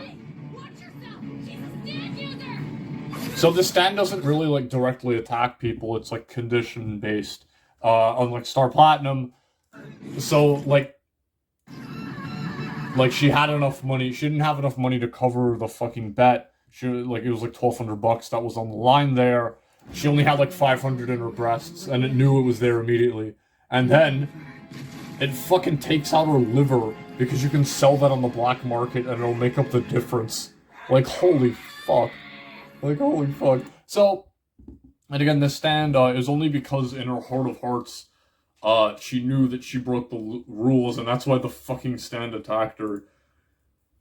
So, and again, like you can't, it isn't like a normal stand where like the user has like control over it completely. And that may be a good thing because you can't damage it. Deep within Irmis's heart. The two of you cannot possibly land an attack on me. Hermes has broken the rules you established, and has therefore lost the bet on her own. Yeah, so, very much like the DRB brothers, and, what was that guy's name from part 4, the one with the lock? Yeah, the lock stand, yeah, him, she kind of reminds me of those two. So they continue to play catch, and there's a lot of, like, tense moments with, like, the elevator and shit like that. It's, you know, it's like a stand fight. It's very interesting. Try catching the ball now. Collect what is owed. No matter. Like, this is funny. So essentially, like, the guard, this woman has paid off the guard to fucking take the ball, but Jolene attached the thread to the ball, so it, like, brought her back. And apparently, because it was like they were playing a game of catch between, like, two people, like, Jolene didn't specify that, like, she was actually playing catch with the fucking guard. That's how they, it's kind of like a riddle stand, you know, it's a riddle stand, you know. So, yeah, like, she rips out the fucking organs, and then she takes the stand DVD, because that's what she was actually betting. So I think, oh god, I've won. But no, Jolene's about to explain to you why you didn't actually win. And that's what happened. And then even the fucking stand is like, she explains, like, I was actually playing catch with the guard. And the stand's like, oh, okay, I guess you were. Fuck, my bad. And then he gives all the shit back. Like, he just gives her back her fucking liver. Seems like the collector also approved. Yeah, it's like, gotcha. I bet you didn't fucking think of that one, idiot. Huh? Fucking retard. Yeah, that was a pretty fucking weird stand fight. But I do like stands that kind of play into, like, human convention and, like, kind of, like, are not, because the humans are kind of animals and we have innate animalistic desires, but we also have desires that aren't totally natural, kind of like money and, like, gambling and, like, betting. Not every human society, like, has money and, like, values things like we do, so, like, a stand to those societies wouldn't make sense. And anyone can have a stand. I don't know, I just really like that. So she fires all these fucking baseballs at her and, like, fucking pulverizes her face. And again, because you can't, like, the stand fucking explodes into money. And this is so confusing. I really want to know if, like, she actually died there, because again, like, you can't kill the stand without killing the person. Maybe sometimes you can with, like, hot chili pepper in part 4. I don't know, it's a little confusing. So that's episode 9 now. We're on to episode 10. We're in the home stretch. And we're about to see what Snake, what his full potential is, what his involvement with Dio is, and what's gonna go on. So, strap in.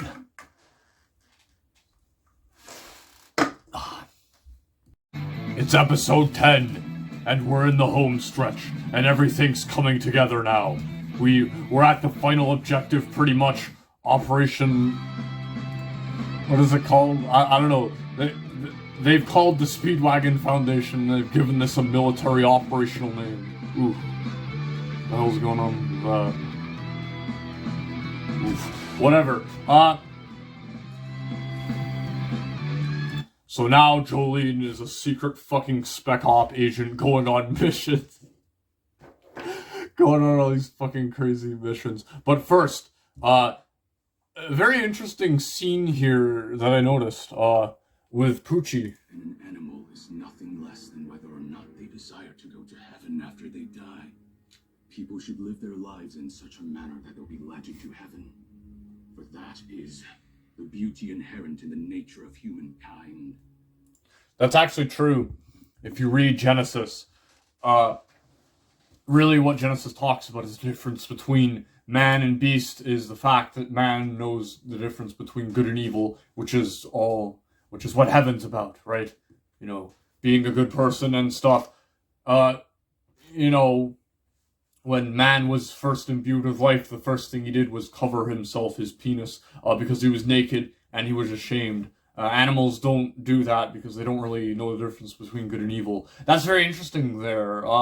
Seems like a lot of Christians in Japan are making anime, like the guy who made Neo Genesis Evangelion. There's some more Christianity later on in JoJo. But that was a very interesting line there. I don't know, just a weird fucking thing. So, this episode begins very, very weirdly. Jolene gets on the fucking phone, and, no, she doesn't. At first, she bribes this fucking black woman. Are you insane, girl? Get that gun out of I don't remember her being black in the manga, but then again, I really didn't read it. So, we see how far she's come, right? She's the dominant alpha bitch now. Like, fucking pulling the strings and commanding shit. So she gets on the phone, you know, it's her turn. Her character really has come a long way, and that's really cool to see. I really like fucking Jolene. She's now my waifu. That fucking other waifu, I'm gonna throw that shit away. Jolene's my new waifu. So what she does is she calls up the Speedwagon Foundation, and she's just like, yeah, you know my father, I'm Jolene or whatever. She just calls up the fucking front desk of like the head office, and she's like, I'm Jolene, put me on the fucking like line with someone who knows who I am or whatever. So she starts speaking to the doctor who's taking care of Jotaro, and he's like, yeah, he's fucking dead or whatever. We can't revive him. And she's like, well, I have this CD and I'll revive him. This doctor knows about stands and stuff like that. So he's like, are you sure she's like, I gotta get the disc out of this prison, and I'm willing to do fucking whatever to get it out of this prison. And then even the guy on the phone's like, are you sure we should be discussing this over the phone? And she's like, yeah, I don't give a shit.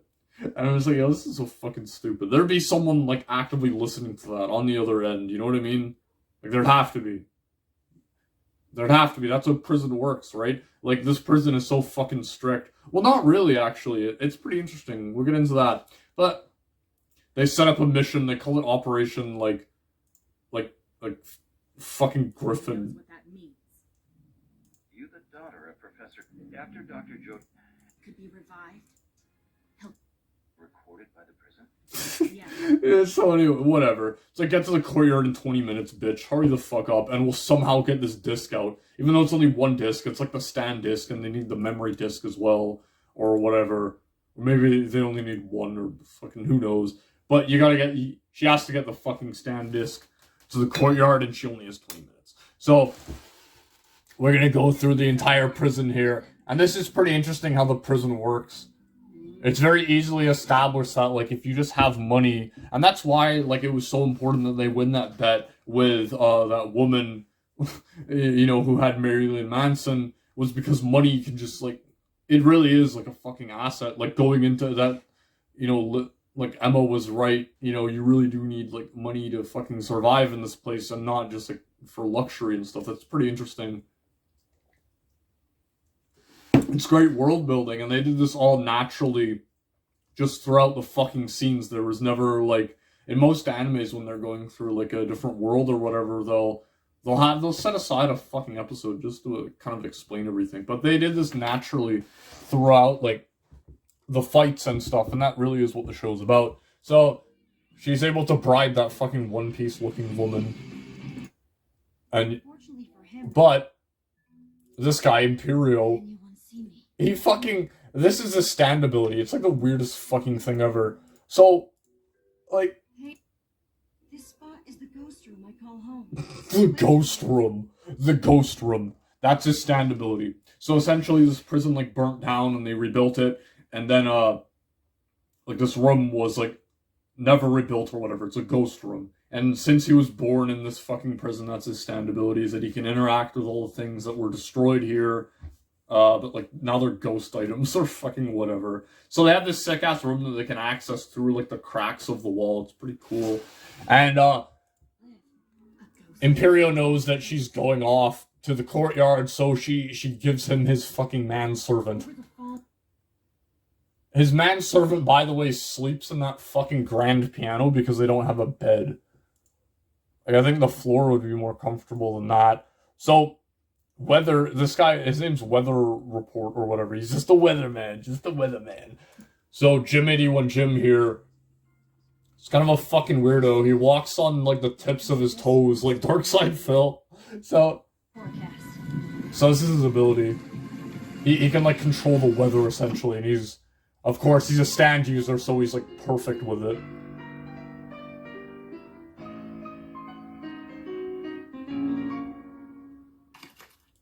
Yeah, because, like, these people are so skilled with their powers, like with the marksman. I really like Manhattan Transfer.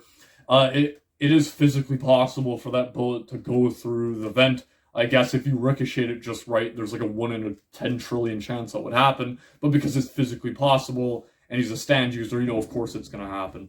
So, I don't know, it might be physically possible for that to happen, maybe, according to the laws of nature. But, like, I don't know, whatever.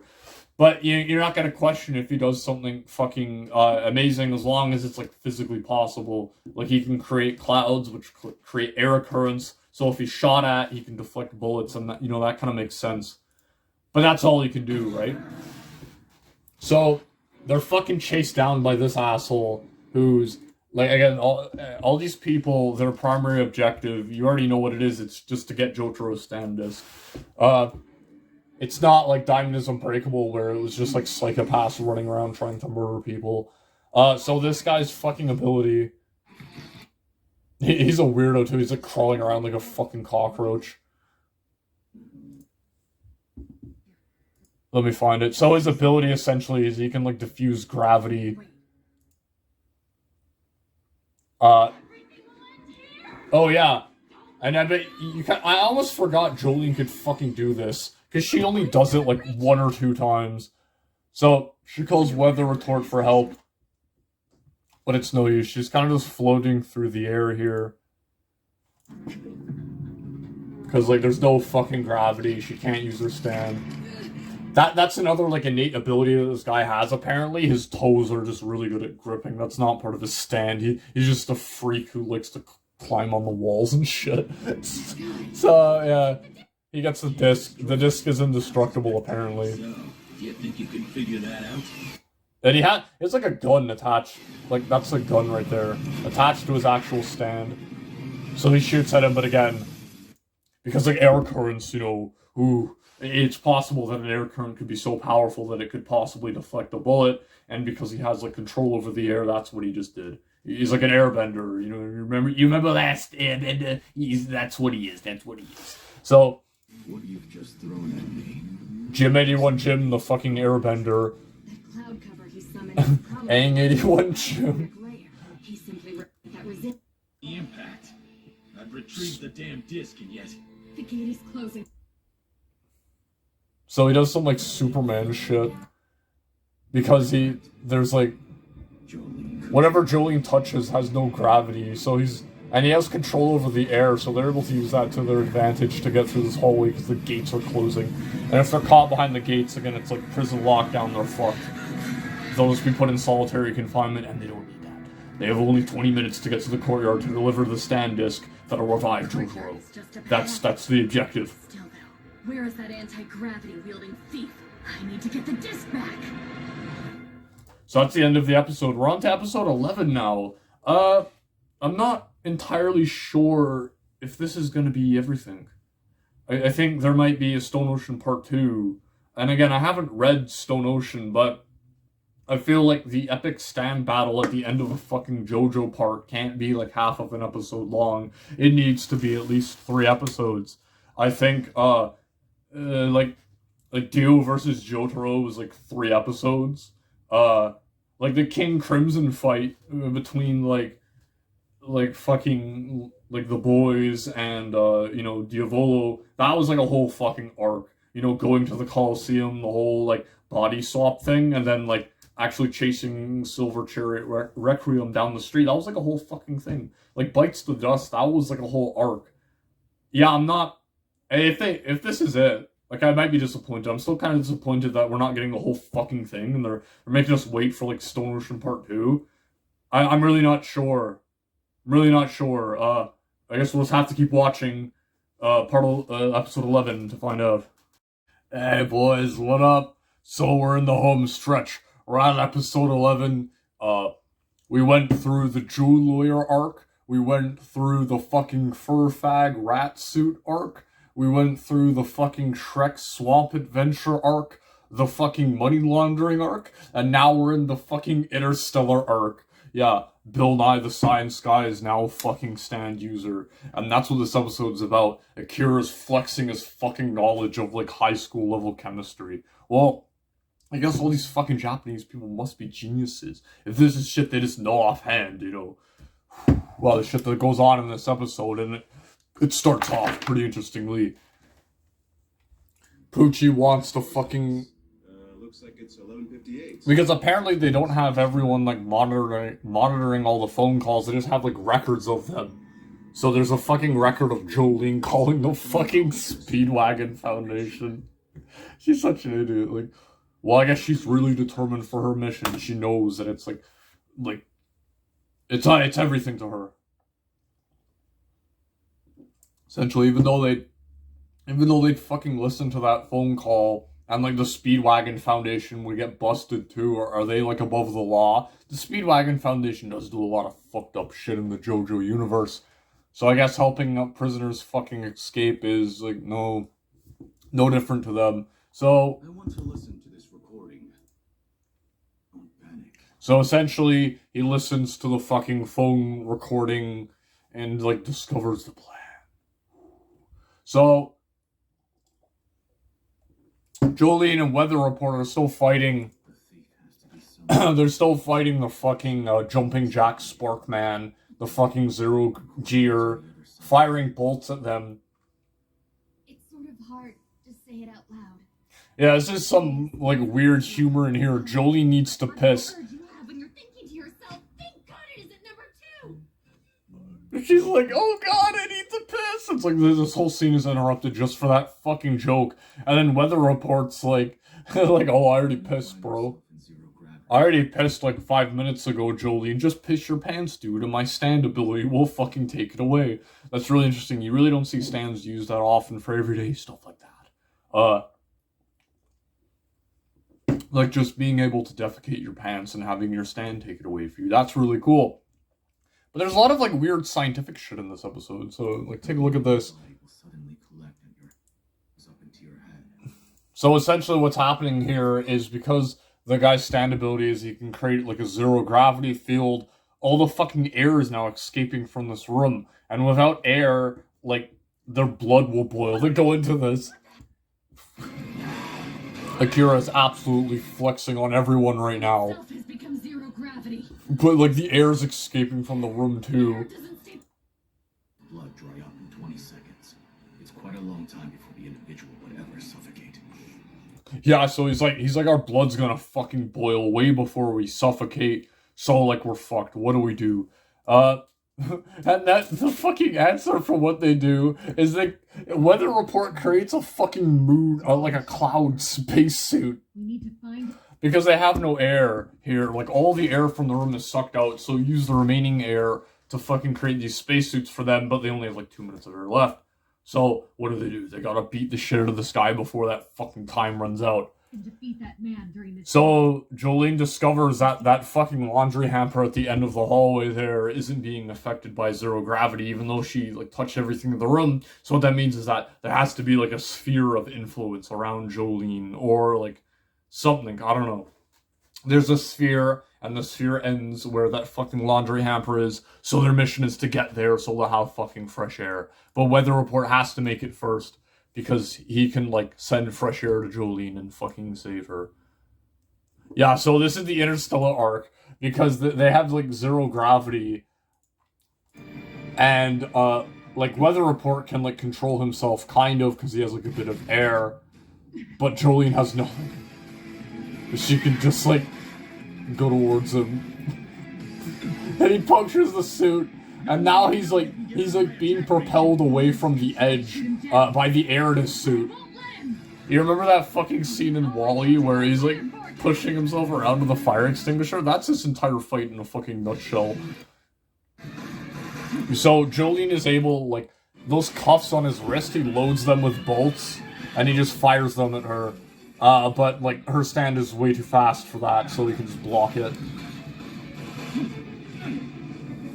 He can even deflect it back. So he's making it to the edge. The forecast. I meant to hit that metal barrel to damage it. There's, like, a bunch of weird shit with, like, fucking oxygen and chemistry. You really need a bachelor's degree in science if you want to survive any of these stand fights. And if you're not... You know, Bill Nye the Science Guy would just get fucking wrecked. because he's not an actual fucking doctor. He wouldn't survive here. Only geniuses like, you know, you need an American doctorate in chemical engineering, or you need a basic Japanese high school degree because they teach you all this shit in Japanese high school, apparently. So essentially, like, she punctures her own suit to send herself flying into weather report so she can knock him out of the zero-G area. You defended yourself. So he, you know, he can shoot anything out of these cuffs. So instead of firing bolts here, he loads like dead fucking rats into it and fires them at her. Rodents, and they're alive. Oh god, the fucking ratterinos, they're coming towards her. No, doesn't it look like Deadman, her stand there? So that was his plan, to get her to jam up her fucking radars like in Spaceball. So now that her fucking vision is obscured, he can fucking hit her. There we go. And it'll be over. Be able to push through my zero-gravity power This is actually kind of fucked. But you're defenseless now. Oh god, I saw it there watching it for a second time, but you'll see it. I guess you gotta go back. So he fires at her and it's like a kill shot. She's fucking dead. Of course Jolene's dead. And this guy's like, yo, I have the best stand ever. An invincible rose. I'm gonna hand over the disc to Pale Snake. Yeah, this guy's a fucking god stand user right up there with King Crimson, isn't he? With my own hands. He'll even kill fucking Poochie. So, like, look at this. I was kind of pissed off with this, actually. I'll do it with my own hands. Oh god. Wow, the same thing that happened with Manhattan Transfer has happened fucking again. You know what I mean? Well, the tactic works, I guess, gunking up the fucking opponent's barrels there. Oh, I knew it. She knew, like, she got into, like, the box of bolts somehow. I was just waiting for you. I don't fucking know. Well, you were reloading your screw bullets. But yeah, like, you see that right there. If we go back to that scene, actually, where he's reloading the gun initially, you can actually see the wire. Yeah, you can kind of see it there. That's pretty interesting if you go back. You know, with the FF fight, again, you kind of have to go back to see who the real susser imposter is there. That's pretty interesting. So essentially, this is a pretty complicated fight. There's a lot going on here. So, like, because he's also, like, he's not immune to the fucking, like, vacuum inside the zero gravity. So Jolene's gonna pull him into the fucking zero gravity, and because he doesn't have a cloud suit, he'll die before she does. So that's what's happening. He's like Arnold Schwarzenegger from Total fucking Recall. Also, since you don't have a cloud suit of your own, your blood will boil up and explode faster than ours will. Oh, if you ever played Moon on fucking Nazi Zombies in Black Ops 1, you didn't get the fucking space suit and you die just like this, buddy. But, oh no, he took basic Japanese high school chemistry and he knows that he can fucking do this. Action occurs, and oxygen is produced. Exactly like the oxygen is. So wait, yeah. Add peroxide to manganese dioxide, and a chemical reaction occurs. Add peroxide to my magnesium dioxide. He just it'll create oxygen. Like, he just fucking knows that, and he has all these like chemicals on fucking hand in order to do this. So then he throws it at Jolene. After such a long time, that feeling of wanting to murder somebody. So he throws this like pure oxygen at Jolene, and it wipes away her cloud suit. So now his strategy is that, like, oh god, we're both gonna die, but she'll fucking die before I will because she has fresh cuts and, like, the lack of oxygen will affect it more. It's such a weird, like, suicidal, like, last desperate strand kamikaze shit. That's usually what happens in stand fights. If you fuck up too much, you'll still die, but you might be able to kill someone. It was in Golden Wind, I think, the Mirror Man. Like, he ended up losing a fucking arm. You know, he still thought he'd win the fight, but because he fucked up just that one time in that fight, he lost the arm. You know, but he was willing to lose it to win the fight. Like, this guy is willing to fucking die here as long as he'll kill Jolene before he dies. But fucking Weatherman just, like, bless up with the fucking cloud suit. This This is bad. My body. But the fight still isn't over yet, because this guy can just drop the fucking field. But even then, that didn't matter. Because, like, now... Like, while he was dying and while she was getting the cloud suit, she moved Stone Ocean towards him so it could fucking kill him. Now the air is pulling you back to me! Yeah, so, like, the air current pulls him fucking into her. There are a lot of steps to this fight. It was actually pretty interesting. It's probably my favorite fight so far. But again, this guy isn't like, you know, he isn't like, I don't know, he doesn't feel like the right-hand man to the fucking final boss. But then again, in JoJo, that really hasn't existed. There's never been, like, a second best, like, stand user, you know what I mean? Like, I guess with, like, in Golden Wind, who are those two fucking guys? Like, the doctor and his, like, retard assistant. I guess those guys, but they didn't really feel loyal to the fucking boss. They were just kind of, like, other hitman. Like, this guy just kind of feels like a fucking retard. I guess that's what you have to do with stand users. You really have to depend on your fucking self. So once again, you know, if Jolene's caught in the fucking courtyard, immediately she'll get 6 months solitary and, like, 15 more years. So she'll have, like she'll have more fucking prison time just from fucking up in jail than, like, her actual sentence. That's fucked up to think about. So she goes up to the door and she puts the guy, because apparently this guy, Zero Gravity guy, was like a prison warden or whatever. This man isn't a guard or a prisoner. So yeah, they open the door that leads to the courtyard, and you know, Poochie comes out and he thinks it's his boy, but it's not. It's Jolene. So we're up to episode 12, and I actually did Google this. This is like only part 1 of fucking Stone Ocean. Like, there's no way this can be the fucking end here. There's a lot more that happens. So, you know, the Jews and Netflix, you know, they knew the Jotards would buy the fucking Netflix subscription, watch it all in one sitting just like I did, and then cancel their subscriptions. So they're like, no, Goy, you're gonna have to wait at least 6 months until you get JoJo's Stone Ocean Part 2. And then Steel Ball Run is, like, fucking, like, so long. Like, Steel Ball Run is, like 4 times as long as Stone Ocean. No, it's, like, a little... I think Stone Ocean's, like, 18 chapters, and then, like, Steel Ball Run's like 24, so it's a lot longer, but still. So we're gonna have to wait longer, but we still have 1 more episode to go. So we'll get to see what Poochie's power is, hopefully, or they might Jew us. No, I think this is gonna be like a King Crimson showdown. So we're gonna get to see what the power is. What the power is, and what we're fucking dealing with here. Because again, in JoJo, it seems like every episode, every part, like, the powers just get more and more fucking extreme. So I can't wait to see what this guy can do. So we're off to episode 12. We're in the home stretch, and then I can finally stop fucking drinking and eat some normal food. Being a fucking Netflix retard really has put a number on my fucking physical and mental health, and I really want this to end. But we're almost to the end. Wow, we completed the bizarre adventure, guys. The bizarre adventure's over. After 12 fucking episodes, the Netflix, Stone Ocean special has fucking ended. Wow, what a weird fucking way to end it. I'm not sure how many episodes this is gonna be in total, but I know we at least got past the halfway point. I'm not sure how many episodes they intend Stone Ocean to be on Netflix in total, but it was kind of a weird way to end this last episode.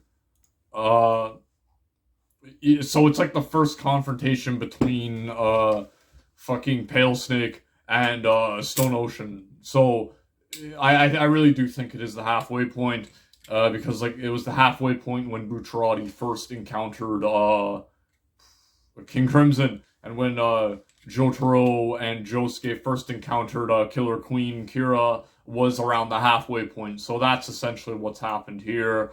At least I think it is. It's very anticlimactic as, like, a mid-season break, to be honest. It feels kind of weird. So we pick up at the end of the fucking last episode of course, where Jolene's at the fucking door with Father Poochie, and she needs to get out to the courtyard to deliver the Stan CD to revive her father. but, you know, it's just the stand CD, so it wouldn't have any fucking memories of her whatsoever. So she's at the fucking door. She will meet someone at the courtyard and hand the disc off to them. I know that guy. Well, she's very suspicious, but, like, he's acting like he doesn't know who she is, and Jolene really doesn't know who this guy is. So I defended myself. He's in that hand. So yeah, this guy isn't really a good Christian, but Jolene gets off to the courtyard.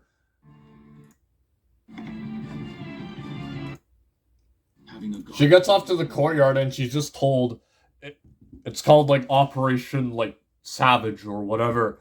She's just told to get to the courtyard and there's someone working for the Speedwagon Foundation and you'll know him when you see him. So, before we get to that, we get into the fucking motives of Poochie here. And Dio, this is the funniest speech from fucking Dio. I met a man from Egypt who possessed the ability to stop time itself, and we developed a rather close relationship. So, this guy's like a preacher, and he meets this fucking satanic wizard who can stop time, and he becomes his friend. Holy fuck. So... If someone wished to go to heaven, there may be a way. He was young and You hear him, right? You hear him talking like, there may be a way to get to heaven. Well, Dio, it's through believing in Jesus. But Dio's such a fucking bastard. He's like, no, we need to cheat God. We need to cheat Jesus and like God or whatever, and go just like skip directly to heaven. Because that's all Dio cares about. That suggests that he had lived for hundreds of years. But again, they don't mention Christianity specifically in JoJo's Bizarre Adventure. So like the afterlife and what that means isn't really like established completely. I think in one episode, Rohan Kashibe says he's not sure if heaven or hell exists, and that's what it seems like it is. Like heaven isn't really like related to Christianity. It is just the afterlife. Or we're not even sure if the afterlife exists in JoJo, but Dio's like an immortal vampire.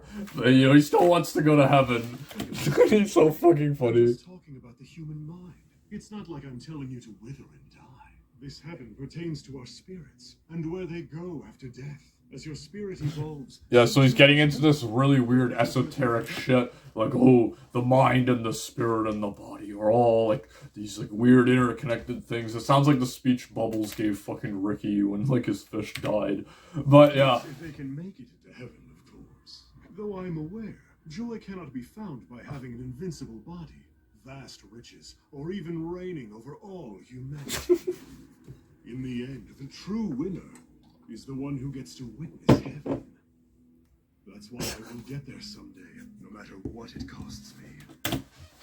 I was fucking dying listening to this. Dio's like, I must find a way to cheat heaven. I wonder. There's a Jewish holiday called fucking Passover where they imbue all their sins into a fucking chicken and they beat the chicken to death so the chicken will go to hell for their sins instead of them. It's like they're tricking God. That's essentially what Dio wants to do here. He wants to fucking... He's gonna scientifically engineer like a way to get into heaven using his stands and like bypass the fucking pearly gates. That's his fucking plan. That's Dio's plan. That's amazing. Bro laid eyes on the contents of the... Oh yeah, so this is really interesting. So Dio wrote down his like mathematical equation on how to fucking get past heaven, you know. So he wrote that down in a book, but then like Jotaro, he found the book like when he was in Egypt back in the 80s, and then he looked through it and then he burned it. So the Pale Snake, his entire motive here, like, he planned all this out. Like, he planned to get Jolene in prison so that Jotaro would come to him. He was the real target because he had those memories in his head about this shit. So he's like, it's been the last, like, 20 years of his life, he said, that he spent, like, for this, like, whole fucking plan. He went around gathering all the fucking stand users somehow, you know, and his ability is perfect for this. And that's amazing about JoJo characters, that their abilities really are intertwined with them. So that's his whole plan, and that's really interesting. I didn't fucking see that coming at all. I thought he just wanted Star Platinum to use it himself or whatever, because Star Platinum's very powerful. Gone, the information was sealed with him forever. Along with... So yeah, that's his, like, he's somehow gonna get to heaven. He's like the most satanic fucking preacher ever. And we'll see that, because Jolene is now being stood over by this fucking guy with a gun, and he's about to shoot her. But then, oh no, it starts raining frogs. So, now we're in the biblical arc, the Sodom and Gomorrah arc, where fucking God sent, like, 7 plagues to Egypt or whatever, and, like, a frog started raining down from the sky. This is what's happening now. It's raining frogs! Hallelujah! And there's, like, a glass window in here, and the frogs break through. And they start hitting Poochie. Live on treetops in central. Yeah, they're like the frogs that Aboriginals use to fucking, like, kill people with poison darts. So, like, his skin is, like, melting, like, in fucking RoboCop, and he's just firing at the fucking frog. So, like, Poochie's stuck. He doesn't have his key card now, and he's stuck behind this locked door. So, he's depending on his fucking guard. Like, that's the only person he has, like, because these stand-ups can actually control people. That's his only boy right now, is the fucking security guard out there, and he's fucked. So, like, he's just stuck behind this gate, and there's nothing he can do. Like, his whole fucking plan. And I mean, he planned this all out, but then, like, you know, just Jolene being Jolene has forced him into this fucking situation where he has absolutely nothing that he can do. Like, he's trying to be, like, the new god, essentially, by creating heaven, and he's stuck behind a fucking door that he needs the key card to get through. It's fucking amazing. Also, another point about Dio's voice actor and the announcer, or like the narrator, is that they sound noticeably older, and that's because JoJo's Bizarre Adventure has gone back to 2012 when they started making the anime, and the voice actors have just naturally gotten older. That's pretty interesting. You see that too in like Invader Zim, when they had that movie that came out on Netflix that sucked ass. The voice actor sounded a bit older. It's interesting to see. It's like we have gone on an adventure. Jotaro's voice actor too kind of sounds a bit older. I'm not sure how old he is or whatever. So yeah, he's stuck in this corner battling off the froggers. Prime numbers are lonely numbers that can only be... Yeah, so he's like fucking, he's coping by like reciting prime numbers like a fucking idiot. So what he does here, a very weird scene. All you have to do is hit the switch over here and the gate will open! Yes, I understand that, sir. So, Poochie mentions that a guard is passed out. Like, come quickly, there's a guy who's fucking passed out. Oh, there's another scene here. If you ever watch RoboCop again, because Akira loves, like, American movies. He just, like, he calls for the guard to come open the door for him and save his life, and he's like...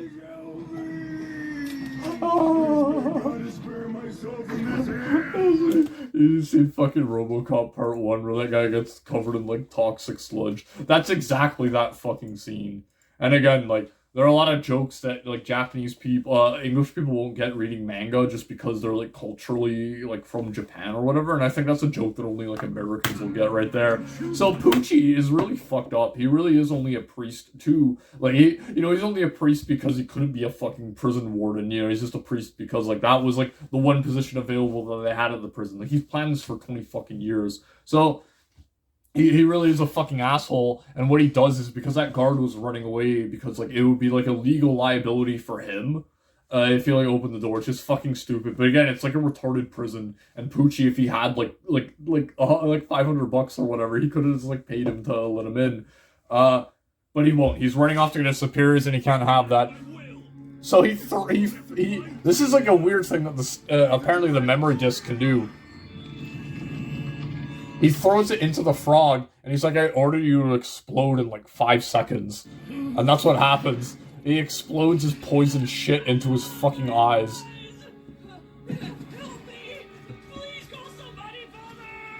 Yeah, so he thinks he's, like, a good Christian that he's talking to, but he's mistaken. 89, 97. If you want me, I'm right here. Just open the door. You must know if I'm able to leave here and call for help, you can get treatment right away. That is what you were thinking, is it not? So he's like, yeah, buddy, I'm gonna call you on your legalese bullshit. Yeah, you really want your fucking eyes, do you? That's more important than doing the fucking paperwork. Yeah, it's kind of a fucked up thing to do. But again, it's such an asshole move just to fucking leave someone locked behind that fucking gate when there's poisonous frogs raining down everywhere. Like, this guy was in serious danger there. You know, he could have died, actually, in that fucking room. But again, he blinds this fucking guy just to get past him. And then check out what happens. The direction of my voice. Yeah, so of course he fucking opens the gate. I'm sorry, Butterino, you don't have a Formerino to open that door, so I'm gonna have to get my supervisor. And it's like, no, buddy, you could just tap the fucking button and you would have gotten through. But now this, like, fucking, like, archbishop guy is, like, fucking, like, causing, like, bodily harm to people. The gate finally open. Please. So again, he doesn't give a shit. He's just gonna leave this fucking Zogbot here, based. Well, he really is a Christian because he's fighting against these satanic fucking Zogbots here. So, yeah, Jolene can't hold back the poison. I was frightened there for a moment, but there's no way. But now Whitesnake comes out to get the fucking, like, to get the stand disc, but then Jolene made a net out of the other fucking frogs that didn't explode on impact somehow.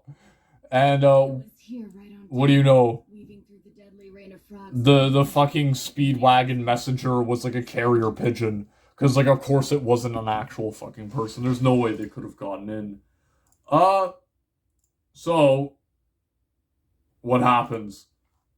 Nothing has changed at all. This really is like a Netflix decision, and this does piss me off, because this isn't being aired on Adult Swim, or like whatever Japanese fucking TV network they had for the previous ones. This is a Netflix, like, original. So, like, they decide now, like, the pacing of the fucking show. And that is, like, the biggest, like, problem I kind of noticed with it, is that it's much faster. So, like, they intentionally designed the show to have a fucking break here when, like, nothing has really happened. It's like, I feel like there would have been, like, an actual fucking cliffhanger like there normally is before, like, you know, we discover what the actual fucking villain's plans are. But all we know is that Jolene accomplished, like, so her primary mission for, like, the first arc of this show was just to get the stand disc back into Jotaro. She forgave the fucking submarine to do this, and now she's done this, but we don't understand what Poochie's fucking motivations are.